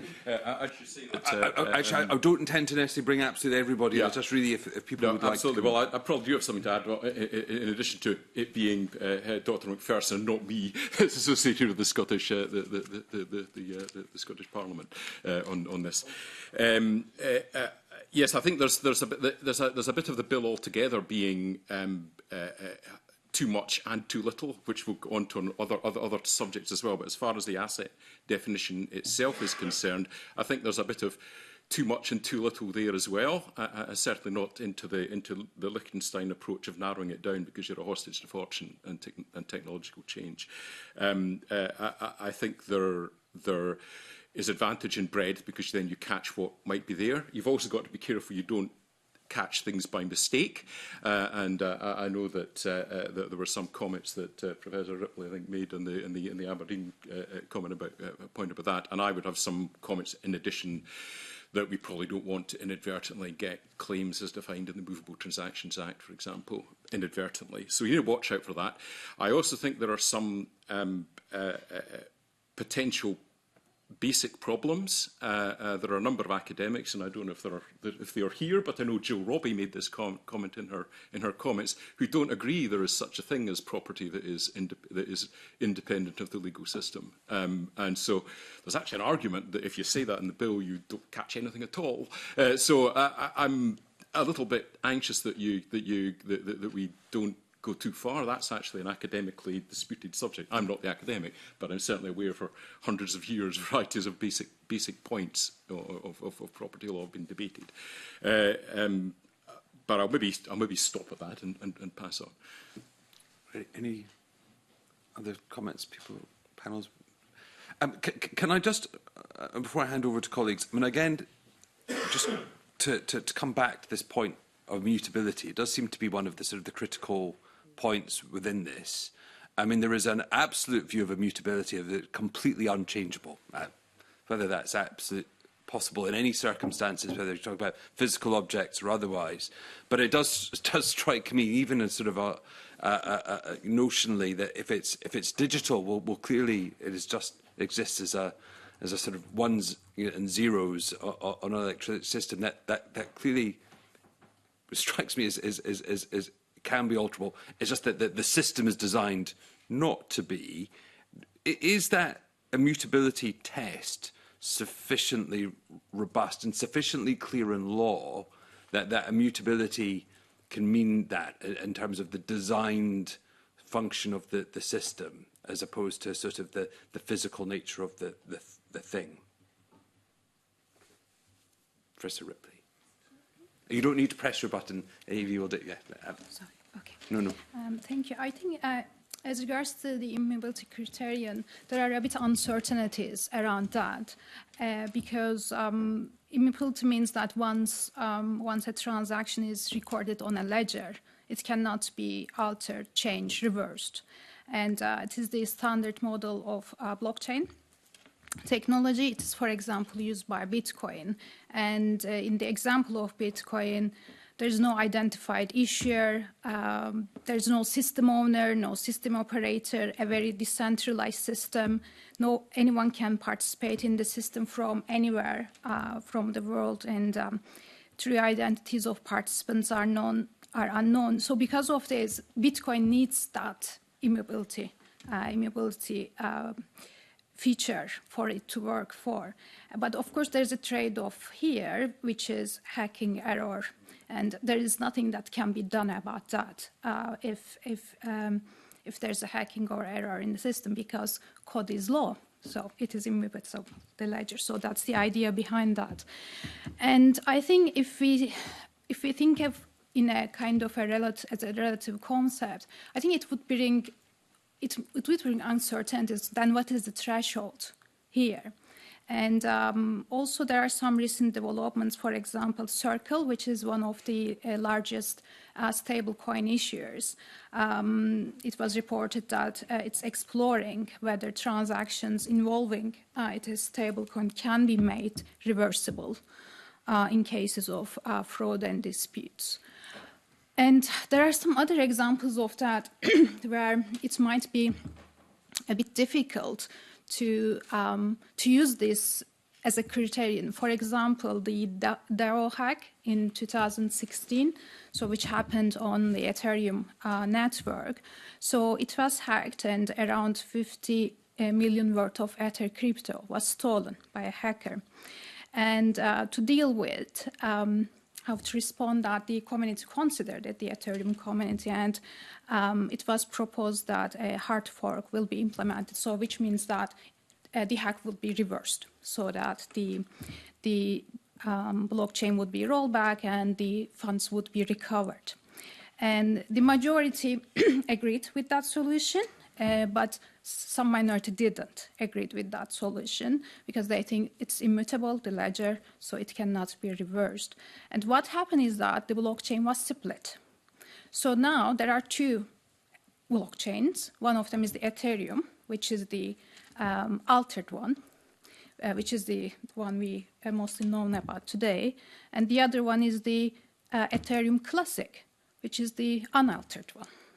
So they both exist now. So I think when we think about this kind of examples, it could be a bit difficult to see where the threshold is in terms of immutability.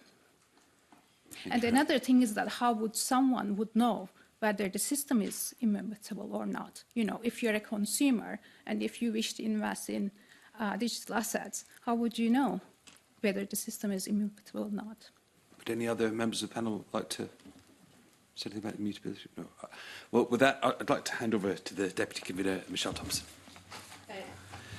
Just a couple of areas, really. We had quite a prolonged discussion this morning about getting the balance right and the genesis, if you like, of the bill as suggested in terms of good legal principles, yet attempting to bolt something on, which is highly complex and moving at pace in terms of technology. One of the scenarios I posed actually was picking up on the convener's point about immutability and where auto-generated AI comes into the fore, where you have a thing, instead of someone changing something in the ledger, you have a thing changing a thing in the ledger.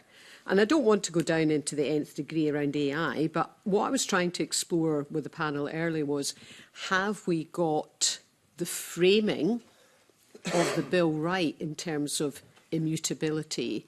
Because that's a fundamental principle and with understanding in law, but it's kind of crashing into technology, and I'm using that as an example. So have we got the balance right? Do we need to go deeper, either in guidance or in understanding, or are we happy to let things evolve? I know that's quite an open question, but don't all rush at once. You smiled at me, Dr. Patrick. You can go first.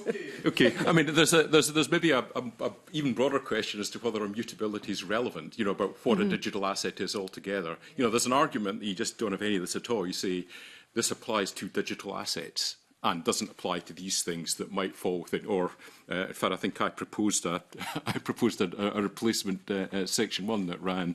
Well, I'll not read it, but you know, a digital asset is something that exists in an electronic system. Now, you may need to carve various things out, and then you've got something to work with afterwards, because all this does is it says, you know, there's one basic problem here. It's how you transfer digital asset. To my mind, we probably don't need the bill because because to my mind it is incorporeal property.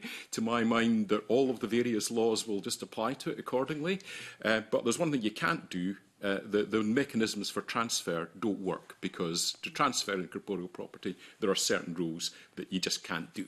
And so you would have to say, the courts would have to go, oh, well, actually, no, we can't give notice to anyone here. But, you know, taking control of it is probably the same thing. So the courts would probably eventually get there. But that, to my mind, is all that needs fixed, and that you could just go on without it. But clearly there are other issues around that. So immutability, something can be property. Is a car immutable? We'll replace the engine in it. We'll paint this house red. It's still property with a different characteristic in it. Before I bring everyone else in, and perhaps you'd like to come in, Mr. Tariq, but to my sort of simple view, I'm not a lawyer. I'm not claiming any expertise. If the framing of some legislation, even though it is simple, ticks the box that either protects people when something happens or engenders confidence for further activity, even though it's quite light touch, and I know it's more complex than that, is not necessarily a bad thing. And I've expressed that very simplistically, but I'm trying to explore, and perhaps I used immutability in the AI example simply as an example. There may well be other considerations, but I suppose what I'm trying to explore from a legal perspective, does the bill get to the right touch? And also, I think the Faculty of Advocates made commentary, and I know it's a slightly different thread around kind of value and not expressing in the negative. I also wanted to pick that up with you, but perhaps we could stay in the top question first. Generally, the faculty supports the recognising of digital assets as property in Scots law because it improves legal certainty, and that's important for businesses, it's important for individuals, it's important for the Scottish economy. The difficulty that we have is that the categorisation of digital assets, as currently thought of in the sense of cryptocurrency or non-fungible tokens, it doesn't sit easily within the existing categories of Scots property law. And that was a point that was made by the expert reference group, in that it seems to be incorporeal movable property.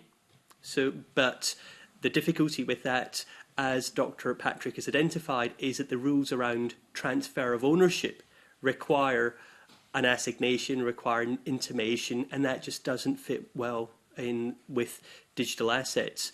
So what the bill seeks to do is to give legal certainty to the status of digital assets in Scots law. And that has to be welcomed for the reasons that I've discussed.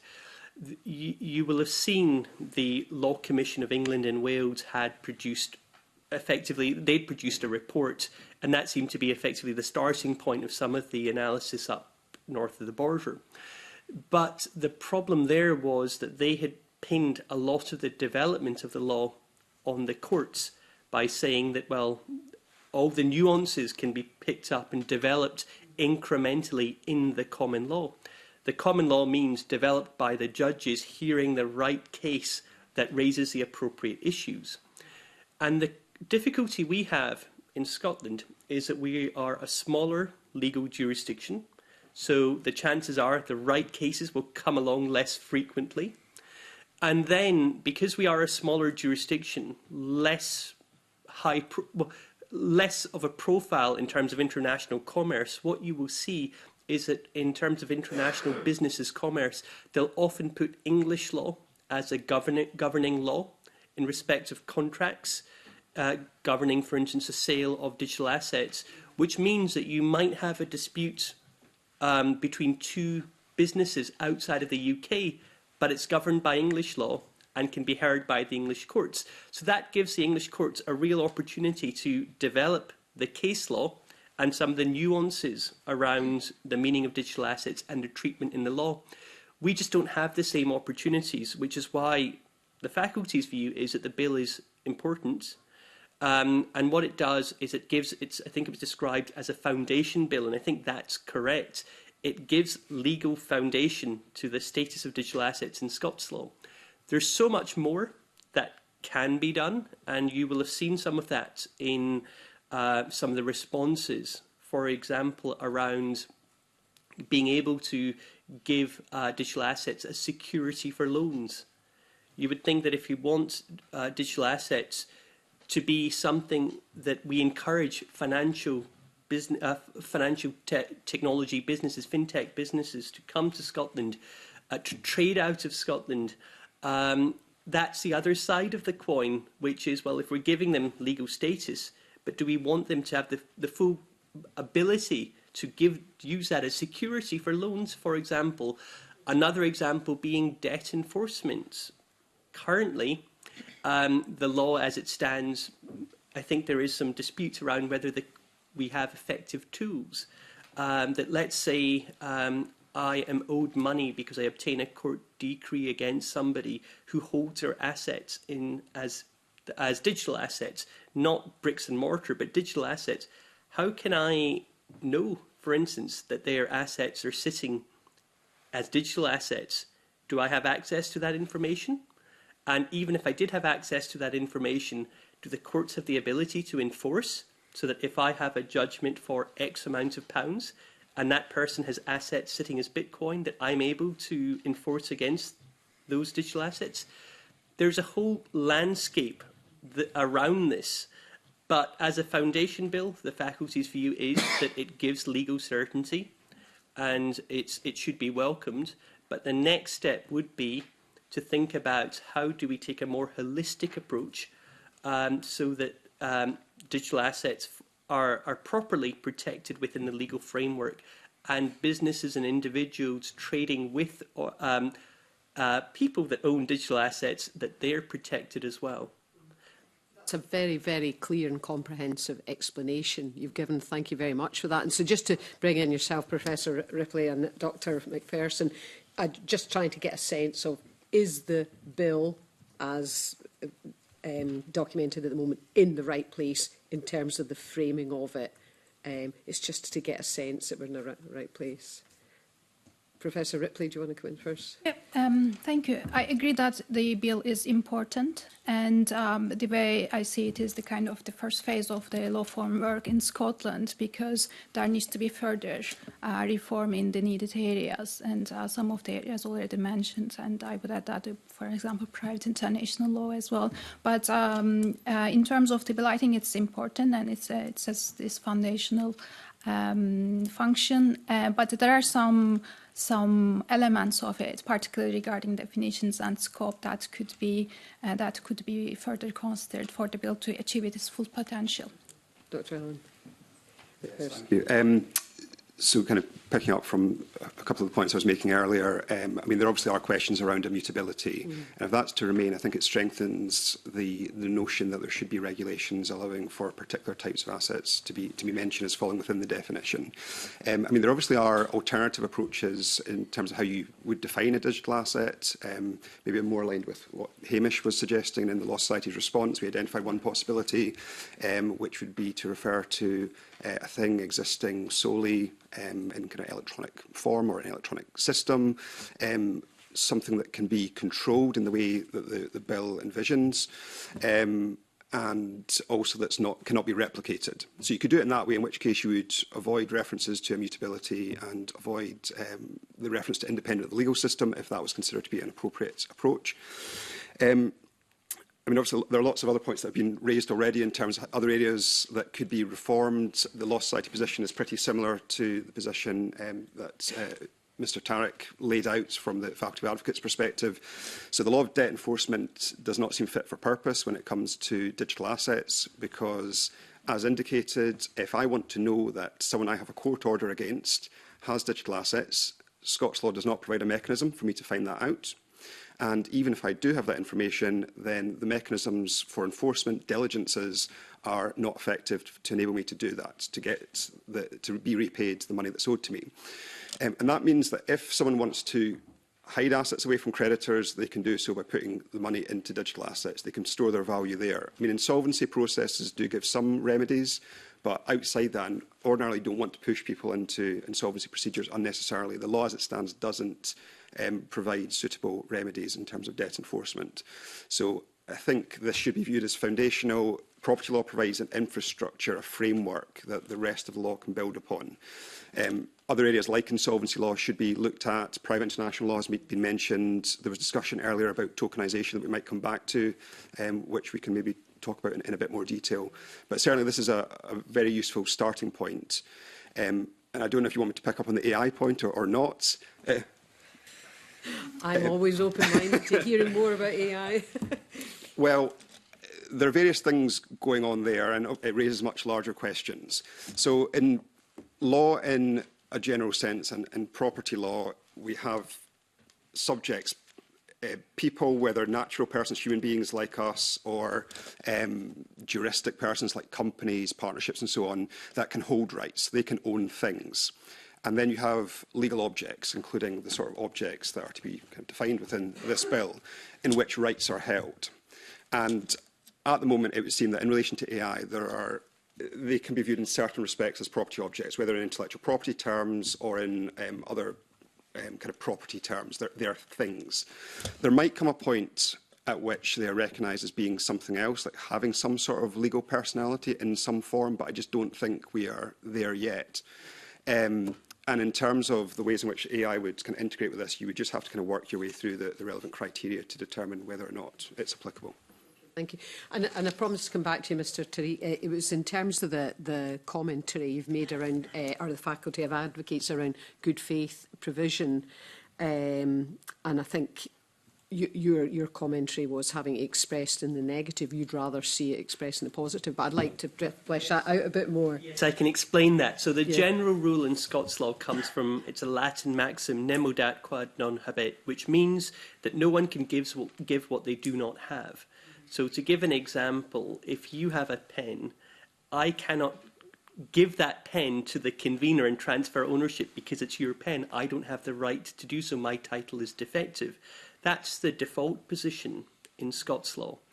And there are already recognised exceptions to the default position, and those are for policy considerations. But within the bill, we are attempting to protect good faith purchasers of digital assets. That's a policy decision that's been made. And if that's a policy aim, there's at least a concern on faculty's part, and it's to do with section 4, subsection 2 of the bill, because it's expressed in the negative. It says, and I'll quote, "But a defect in a transferor's title to a digital asset does not prevent the transferee from becoming its owner, provided that the transferee acquired it in good faith and for value." So what that says, if I'm a good faith buyer of a digital asset, I'm not prevented from becoming the owner, provided there is, I'm in good faith and I paid value for it. But that's not the same expressly as saying, I do become the owner. I'm not prevented from becoming the owner. And my concern is, and this may be semantics, but I am a lawyer, my concern is that this potentially creates difficulties further down the line, that you have a default position in Scots law. We're trying to derogate from this, so we should be explicit about that derogation to say this is now the position. Because of this provision, a good faith purchaser who has paid value becomes the owner, as opposed to saying they're not prevented from becoming the owner.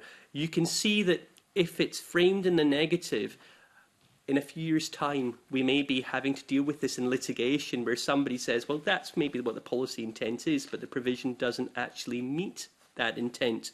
So I was envisaging something along the lines of a more positive statement that a transferee acquires title to a digital asset, provided that is acquired in good faith and for value, irrespective of any defect in the transferor's title. So it's a positive as opposed to a negative.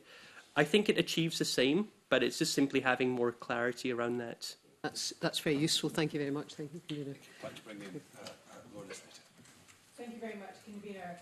I mean, we've touched on this already, so I'll try not to go over ground where we've spoken already, but just sort of in general, I'd like to get your thoughts on the record about how future-proof this bill is. So if I understand the intention of this bill properly, that this bill is a starting point. It sort of establishes the existence of digital assets in Scottish law, and then from this point onward, there is the opportunity to bring regulations, definitions in the future, guidance, that kind of thing, if we want. But based on, given that this is just a starting point, and that the technology in this is emerging very, very quickly. What are your thoughts on that definition and how future-proof it is? Have we got that largely right? The definition, I think the bill's approach is that it focuses on the system in giving the characteristics of the system in defining digital assets. And when that's the approach, there will be, I think, always the questions about the system's features, whether the system actually has that features or not, and whether how this could be known in advance. Perhaps an alternative approach could be defining digital assets based on the characteristics of the assets itself, because although they are diverse in nature, these digital assets, so maybe the starting point could be what special characteristics of the digital assets that the bill intends to capture have in common. So that could be a starting point to formulate a definition. And for example, the concept of control has a central role in the bill. So maybe that could be considered part of the definition. And there are already examples of this in other countries and international instruments. For example, the US Uniform Commercial Code, Article 12, UNIDROIT principles, which was inspired by the US model, and more recently the Australian Digital Assets Bill introduced into the Australian Parliament. And if the digital assets intended to capture by the bill are, in a sense, electronic values, which could be attributed to a particular person or a group of persons by systems, perhaps that could be a feature as well. So perhaps an alternative approach could be start with the characteristics of the digital assets in definition rather than the features of the systems. But in terms of, so this bill is what we've got in front of us. Is your recommendation that this kind of, there are other approaches, but this approach is adequate, or is your suggestion that we need to go back and change that definition? I think for the definition, particularly this rivalness and the requirement of immobility, there might be a benefit to reconsider that definition, particularly whether it's the right one or whether it brings certain full clarity, that the clarity needed in the area. And another point is that probably that definition should be followed by certain explicit caveats, such as the approach in the US as well. And one point I would like to particularly mention is the electronic trade documents. And the UNSTRL published a guide on legal issues relating to the use of DLT, distributed ledger technology in trade. And in that guide, they provided that when an asset may fall under the definition of digital asset, but also under another legal definition, such as electronic trade documents, it's important to determine which legal regime will prevail. And this is relevant to this bill and Scotland as well, because if an electronic trade documents, if it meets the definition of the will, it will be captured by the will. And this would create some uncertainties because there's already recent UK-wide law reform in the area. There's the UK-wide Electronic Trade Documents Act. And then there will be uncertainties which of these regimes will need to be applied. And the Electronic Trade Documents Act already provides an adequate solution to electronic trade documents. So it ensures functional equivalence between paper and digital or electronic form of trade documents. And there's the possibility of change of form as well. So because of all these reasons, and also I think electronic trade documents are very different than other type of digital assets. They are basically commercial documents in electronic form. And I think because of that, the bill needs to have an explicit caveat for electronic trade documents. Otherwise, there would be a dual regime for paper and electronic form of the same documents, and it would create, I think, uncertainties and potential barriers to trade. And so Scotland may may lose some of the benefits it gains to expect from this recent UK-wide law reform on electronic trade documents. It's a really helpful contribution. Any other thoughts on the definition and future-proofing? Well, I've expressed my sort of simplified views already. I'd love to get rivalrous on the. It'll probably be the first time the word rivalrous makes legislation anywhere in the world, I guess. But I don't agree with it, incidentally. But as far as carve-outs are concerned, I've already mentioned claims under the Movable Transactions Act. I think we might also need to think about financial instruments and financial collateral under the Movable Transactions Act. Ironically, they can be transferred by transfer of possession and control. Fancy that, because that's what the financial collateral regulations say, and we kind of pasted it in so that it would fit in with that UK-wide, in fact, Europe-wide mechanism. So we've got that. It may be that you'll be doing the same thing because control for one purpose will be control for it if it happens to be a digital financial instrument. And I think there's been discussion of a number of those things. You may find that if you manage to transfer it by control under what will be the Scottish Digital Act, it will also work for the financial collateral regs, and as imported in the Movable Transactions Act. But I suspect you need to draw the distinction so that you don't get, oh, which one are we doing it under here? We in practice will do it under both in those circumstances, but you don't want to have to do that. Any other thoughts? The faculty's view is that the definition is appropriate with respect to the purpose of the bill, that it's at a necessary high level so that it is broad enough to capture technological advances.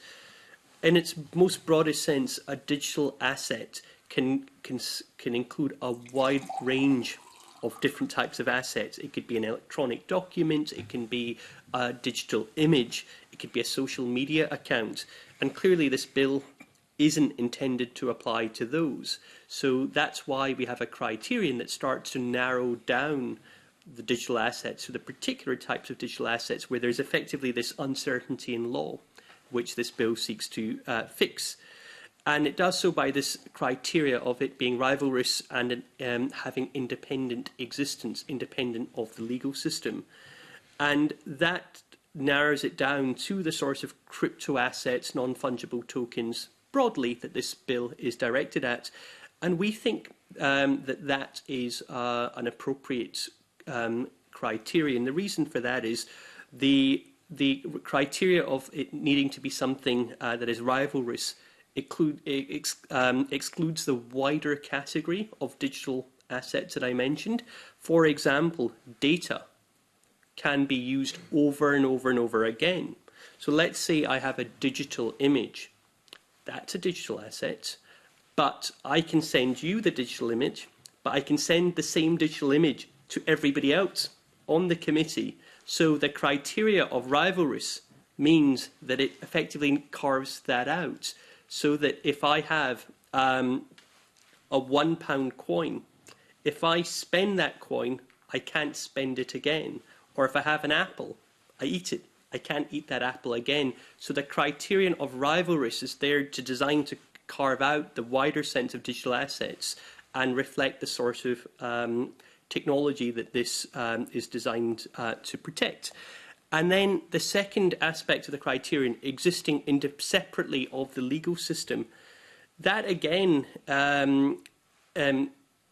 separates these sorts of digital assets from other forms of incorporeal movable property that normally is legal rights. So let's say I have a legal right, a claim to be paid under a contract. That's an incorporeal movable property. But that doesn't exist independently of the legal system. So let's say that Scots law did not exist. I would have no claim. I have that claim because of the legal system, whereas the digital assets that this bill is designed to protect do exist independently of the legal system. So in the sense of, if there was no Scots law, there would still be the cryptocurrency, there would still be, let's say, there would still be the apple, there would still be the book. It doesn't require the law to give it legal status in the sense of a legal claim would. So those criteria the faculty's view is that those are appropriate and of a relative high level that is necessary at this stage. Just to clarify, the electronic trading documents that Professor Yussel Ripley mentioned, do those exist separate from law, or is that a point that would need to be clarified in guidance or elsewhere? Professor Ripley, do you have views on that? Because I think I'm not sure, so it may be that Professor Ripley. Yeah, my view is that there should be an explicit carve-out because of the reasons I mentioned. So for certainty, yeah. It's not clear that those do or don't exist separate from law. That's interesting. Thank you, Professor McPherson. Any thoughts?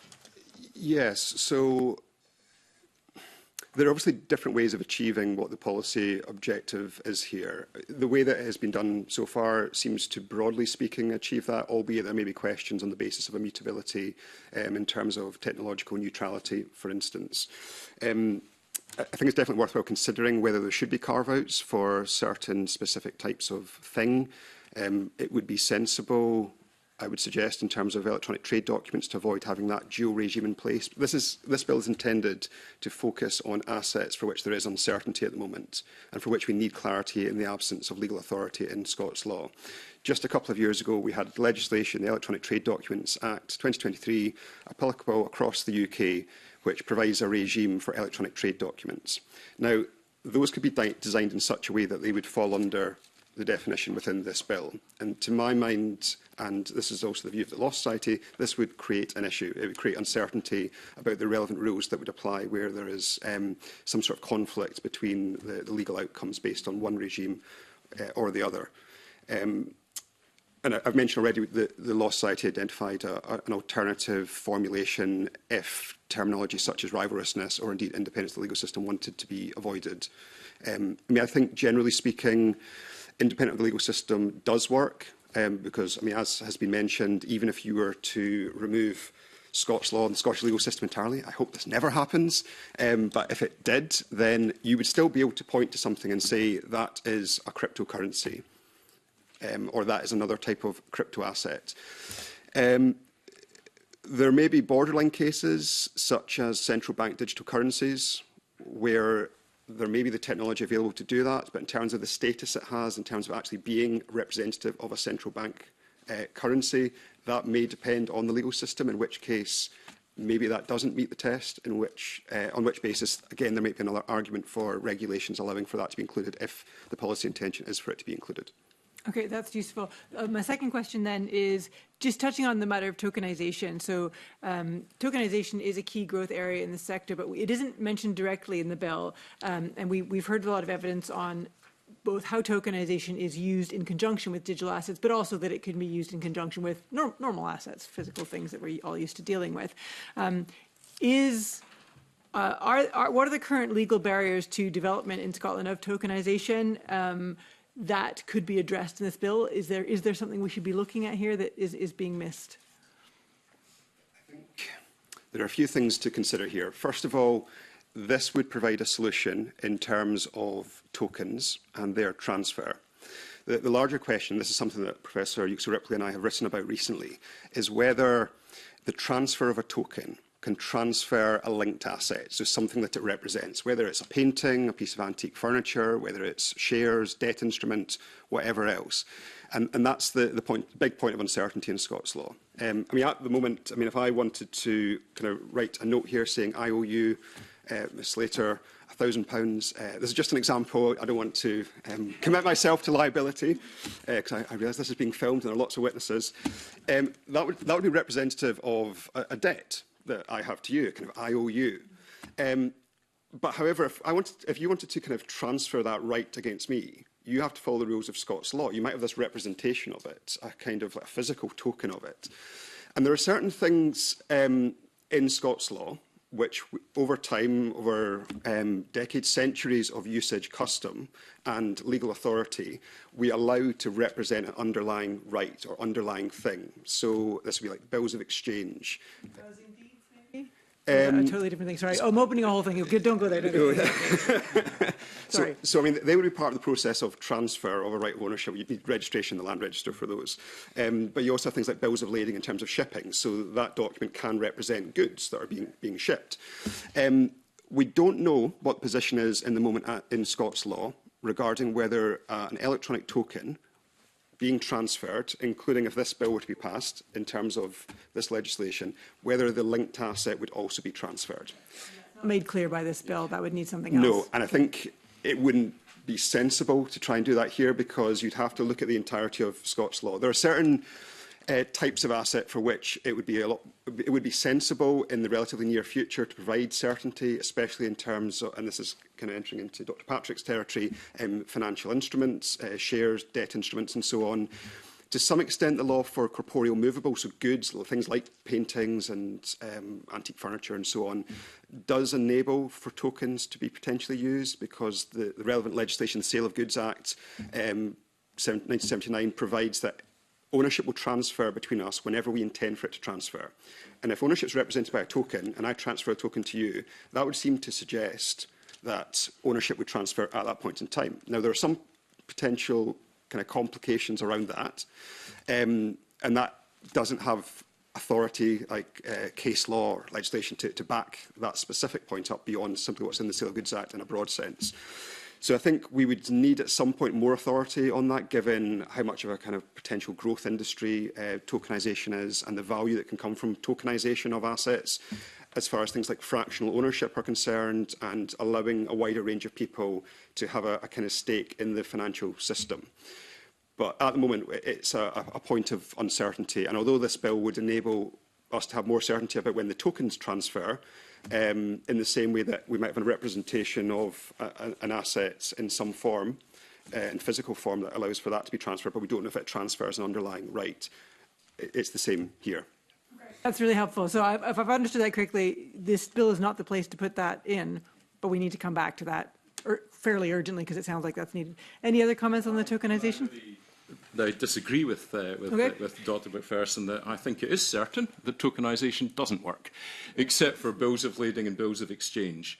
And there's another very important factor here. Bills of lading works because it works internationally, because of the development of bills of lading in the 18th, 19th centuries as part of a sort of internationally recognised mechanism. So it's not going to do you much good if you decide to tokenise something that then moves around. I mean, there are broader things around that. You know, you have to have the isolation of the asset recognised. For example, at the moment, for many, many years, various types of investment are traded by way of what they call American depository receipts. And you trade an American depository receipt rather as you would a token, but what you have done is you've taken the investments and they are owned by a custodian. And the custodian holds the assets. You get someone who's pretty solvent and you sometimes ring fence it with various other types of protections. And you trade the ADR and that's great, that works fine. And various other tokens are exactly like that. But unless you've got the underlying asset tied down in some way, it ain't going to work. And I think in international terms, for something that's purely in Scotland, yeah, you could probably tokenise Scottish land, for example, but we probably wouldn't want the French to do that, you know, because if you think about it that way, why can't we tokenise, I don't know, all the sheep in Switzerland or something like that, and then start trading them like that? And I think you can't, and I think it's going too far to say you can. In terms of the legislation in front of us, oh yeah, I mean, that we should add to trading the token, great. I don't think you need to add something to say. Right, okay. By the way, a token is a digital asset because it will normally fall within the criteria. I would actually like to dispute another thing, and that's the independent legal system point, because to my mind, and I'm probably in the other academic camp here, I don't think anything is property unless the legal system recognises it as property. There was a reason the US Constitution was changed on the abolition of slavery to say that people could not be property. and you get these exam questions. Do I own my body? That's one of the favourite property law exam questions. Why don't I own my body? It exists. But the law says whether or not it's property. It may be a thing, but it's not property. Yeah, just a quick response to that. I think there's a difference between the legal recognition of something, so something being recognised in property terms, and then it existing in a factual sense beyond the law. And I think that is what is essentially trying to be captured here. I would also, and I would disagree with Hamish in the sense that I think we actually agree in terms of tokenisation and transfer, because it is, in my view, and I think this is the broader view of the Law Society, is that you basically have to look at what the underlying law is for the linked asset. So if a token is representing something, it may represent it, but in terms of doing the transfer, which is obviously the key thing, acquiring ownership from someone else, you have to look at what the relevant underlying law is. It can't be done in terms of the transfer of land because you need registration, land register, and tokenisation. The transfer of a token doesn't do that.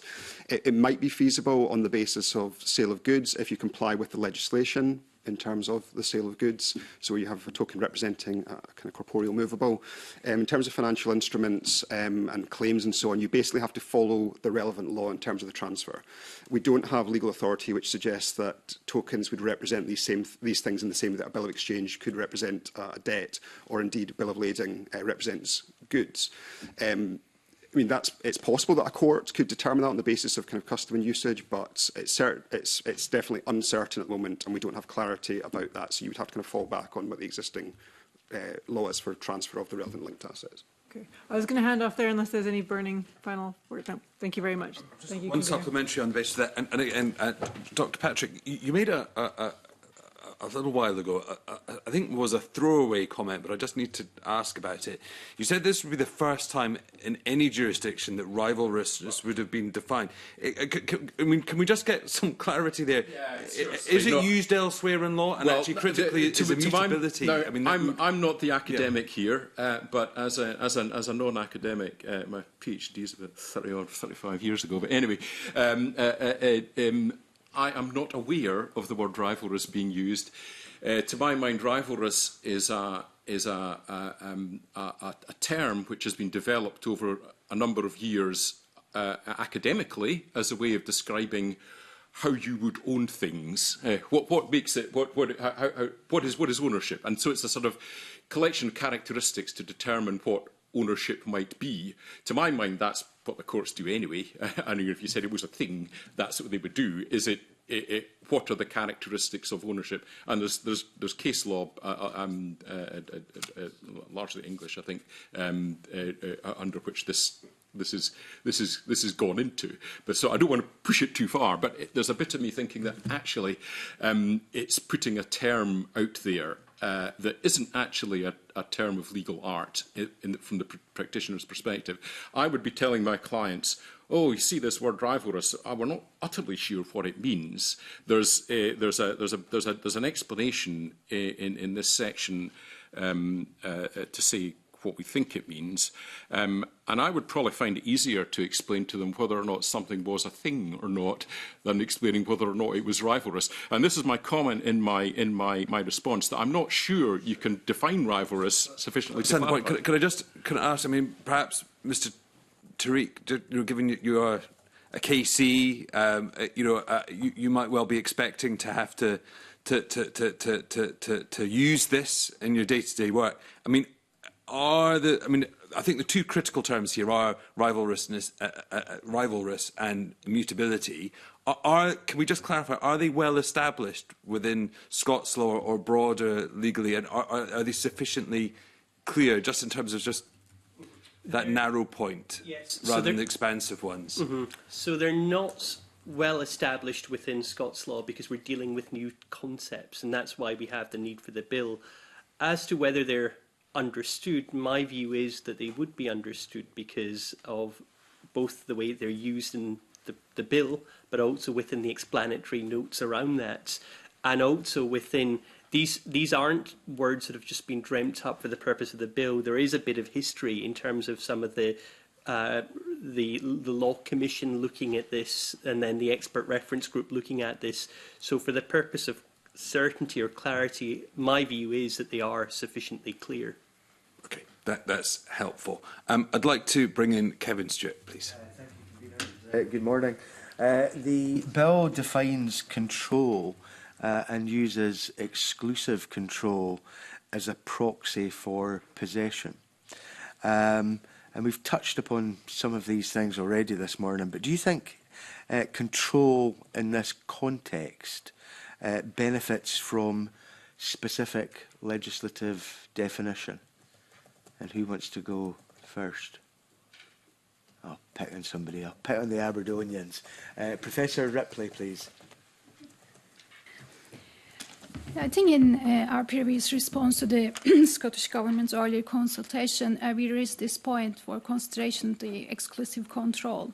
And I think that's also control and exclusive control as well, or also it's a concept that emerges in this area. And we see this in legislation in other countries and international legal instruments as well. So that's my comment on this for now. Professor McPherson? Dr. But yes, thank you. Is that the promotion confirmed? Well, the sign in front of you, Professor, so I would take that now as a given. Excellent. Thank you very much. Much appreciated. So it's certainly necessary to have some reference to control when it comes to these types of assets. I mean, in the jurisdictions around the world that are wrestling with the applicable relevant law in relation to these assets, control is referred to. In practice, that is how you kind of exercise abilities in relation to these assets. And exclusive control is helpful because if you're focusing on non-exclusive control, it can get quite problematic as far as the acquisition of ownership is concerned, because if I have a private key and I share that with Hamish, and I share it with Usman and with Virtue, then you can say that there are multiple parties that have control. And if I intended to transfer ownership to each of them in turn, you get into real difficulties where you have multiple different parties that have control over the asset. So exclusive control kind of makes sense in this context because although there are issues about equating digital assets with corporeal movables as far as acquisition of ownership goes, there is some comparability with the notion that when you have kind of direct natural possession, that only one person can have that possession, albeit they might share it with someone else if they're kind of co-owners or so on. But exclusive control is kind of similar. If it's just non-exclusive control, like control in a kind of broader sense, it doesn't match up in the same sort of way because lots of different people can have control like that. Dr. Patrick, please. I don't have any disagreement with that. We'll go on to possession later. I'm keen to do that. Okay, glad. Mr. Tarek, please. I agree with what has been said. Exclusive control, I think, is the right phrase, and we don't need to go beyond that to try and define control, because that's where, if we start to try and define control, it begins to become a hostage to fortune, becomes prescriptive, and that's the sort of area where the courts can properly deal with if the need arises. Okay, thank you. Do you think that the use of rebuttal presumptions is a suitable mechanism to deal with real-world situations where the owner doesn't have control or the person with the control is not the owner?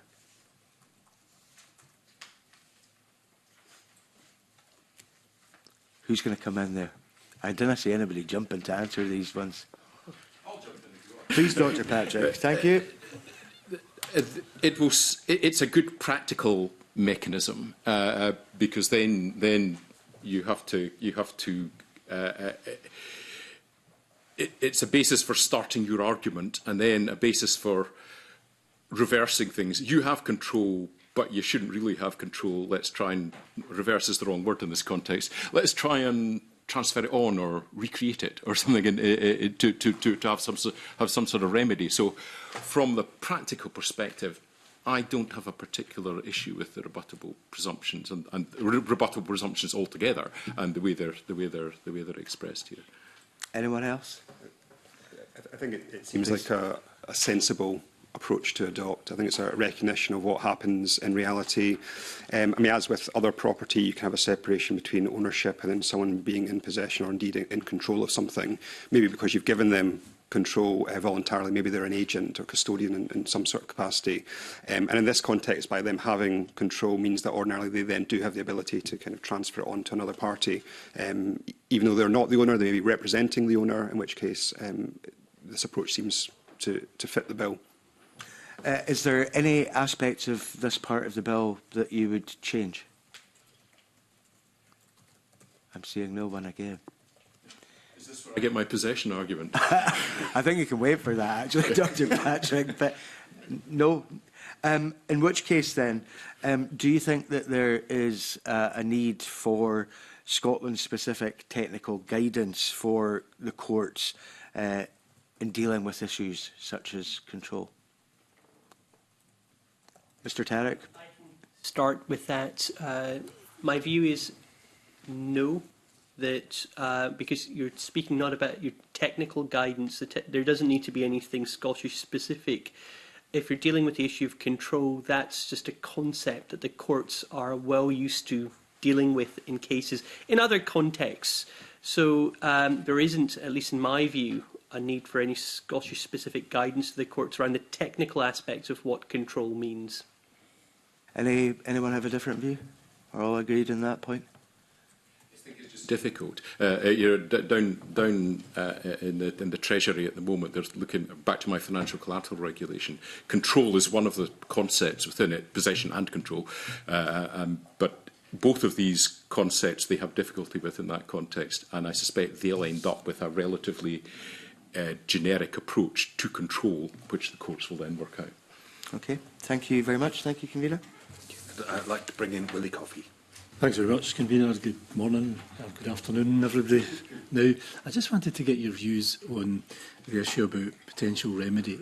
At the moment, no one is breaking this law because it doesn't exist. As soon as the bill becomes an act, then potentially people could start breaking this law, whether they intend to or not. Do we need specific remedy to be developed in this whole area that looks different to what we have at the moment to establish that a crime might be committed in this whole sphere?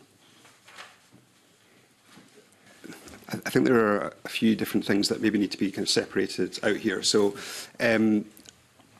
I suspect that the assets that would be covered by this bill would already be recognised as assets within Scots law, so property objects. It's just that we don't have the confirmation of that, or indeed certainty about the rules of acquisition and so on. And we also need to separate out criminal issues, and we already have like proceeds of crime legislation, which deals to some extent with crypto assets. We have like regulatory regimes, and then we need to also think about private law remedies, which is to some extent where this bill comes in. And I don't know if we'll come on to talk about good faith acquisition or not. The Law Society position is that we do favour having a good faith for value acquisition rule. But in that situation, of course, you may have multiple innocent parties. You may have someone whose assets have been hacked, maybe by stealing a private key or some other method, and they have lost out. If we have a good faith acquisition rule, because another party who's acquiring from the hacker in good faith and for giving value becomes the owner. But in that situation, you need to remember that there are two potentially innocent parties there. You have the party who's been hacked, and then you have the party who's paid money to receive something. And there's a danger then at some later stage, someone turning up to them, or indeed someone who they've passed ownership onto or sought to pass ownership onto later down the line, saying, oh, actually, I'm the owner. And that can really damage faith in the operation of these systems. And it's maybe not realistic because of pseudonymity and the quick kind of nature of the transactions that you have here. So it might have a kind of freezing effect on the ability or the willingness of parties to use these systems, especially in accordance with Scots law. Now, the question about the remedies that party who's been hacked might have, at the moment, they would have to try and rely on the existing remedies that exist in the wider law. So it could be on the basis of delict, so the area of law relating to wrongful acts. So maybe they've been defrauded. or maybe there's been some sort of wrongful interference with property. Or maybe you can rely on so-called unjustified enrichment, where someone else has been enriched in a non-legally valid way. There might be some argument in favour of having something bespoke in relation to digital assets, whether it's kind of an interference or defrauding of someone with relevant remedies specified. Maybe that party who is the wrongdoer has to transfer back the asset or an equivalent value of assets. And I think generally by recognising digital assets as being property, that will give more certainty that you can get your property back. Because by saying that it's property, you then get various kind of vindicatory remedies to allow you to get your property if someone has taken it in an illegal way. So we don't have to develop bespoke, custom, new remedy solutions to deal with this? On the civil side, as Dr Macpherson is saying, there's all this talk of hacking, but in actual fact it could happen by accident or no accident. You've got an agent has your private key who's trading assets for you for one reason or another, and you give them an instruction and they transfer the wrong one. Now, you might have some sort of negligence claim against them. There might be some sort of argument about why they did that. But if it were another sort of asset that you owned, that your agent transferred to someone else, the person, we're back to our nibble dat rule that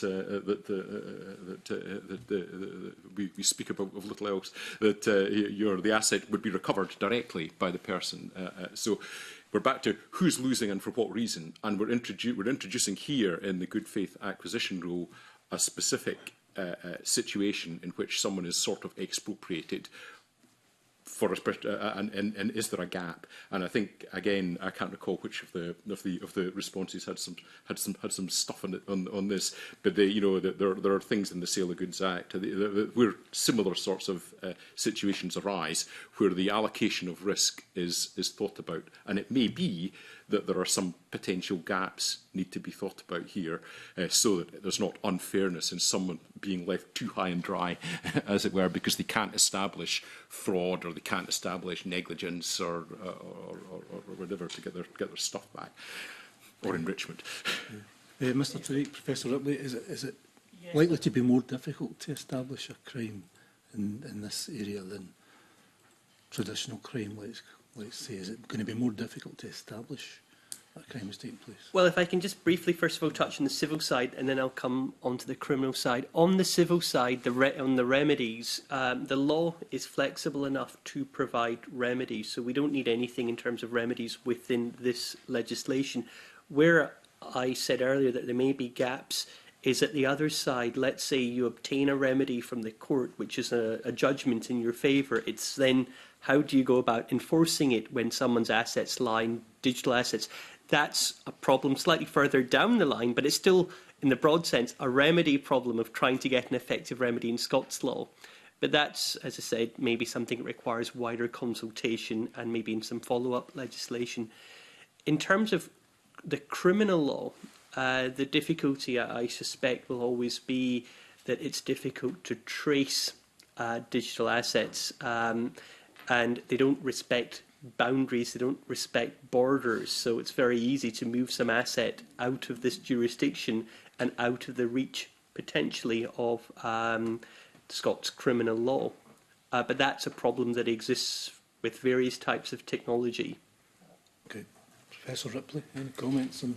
Yes, I think for particular types of digital assets, for example, such as crypto assets, because of the way they work, the effectiveness of remedies in practice could be a bit limited because of the specific features of them. The pseudonymity already mentioned, because you don't know the true identity of the parties and their location, and these are global systems.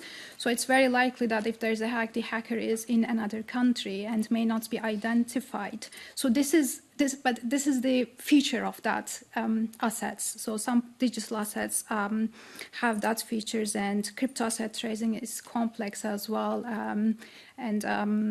But I'm wondering, in terms of future developments, maybe for other types of digital assets, we will see in the future, particularly the ones will be issued by banks or traditional financial institutions. We may see, I think, mechanisms built in their ecosystem to deal with hacking errors or fraud cases, perhaps mimicking some of the elements of the current financial system have to deal with those kind of mechanisms as part of the future innovations in this space. Okay. Thank you. Oh, Dr. McPherson. Yeah, just a quick follow-up on that. Arguably, the bigger issue is not the substantive remedies. It's about the civil procedure rules that exist in Scotland. So the ability to actually effectively raise an action against an alleged wrongdoer. Because at the moment, Scots law is very restrictive about raising actions against persons unknown. And of course, if all you know of the wrongdoer is the details of their relevant account,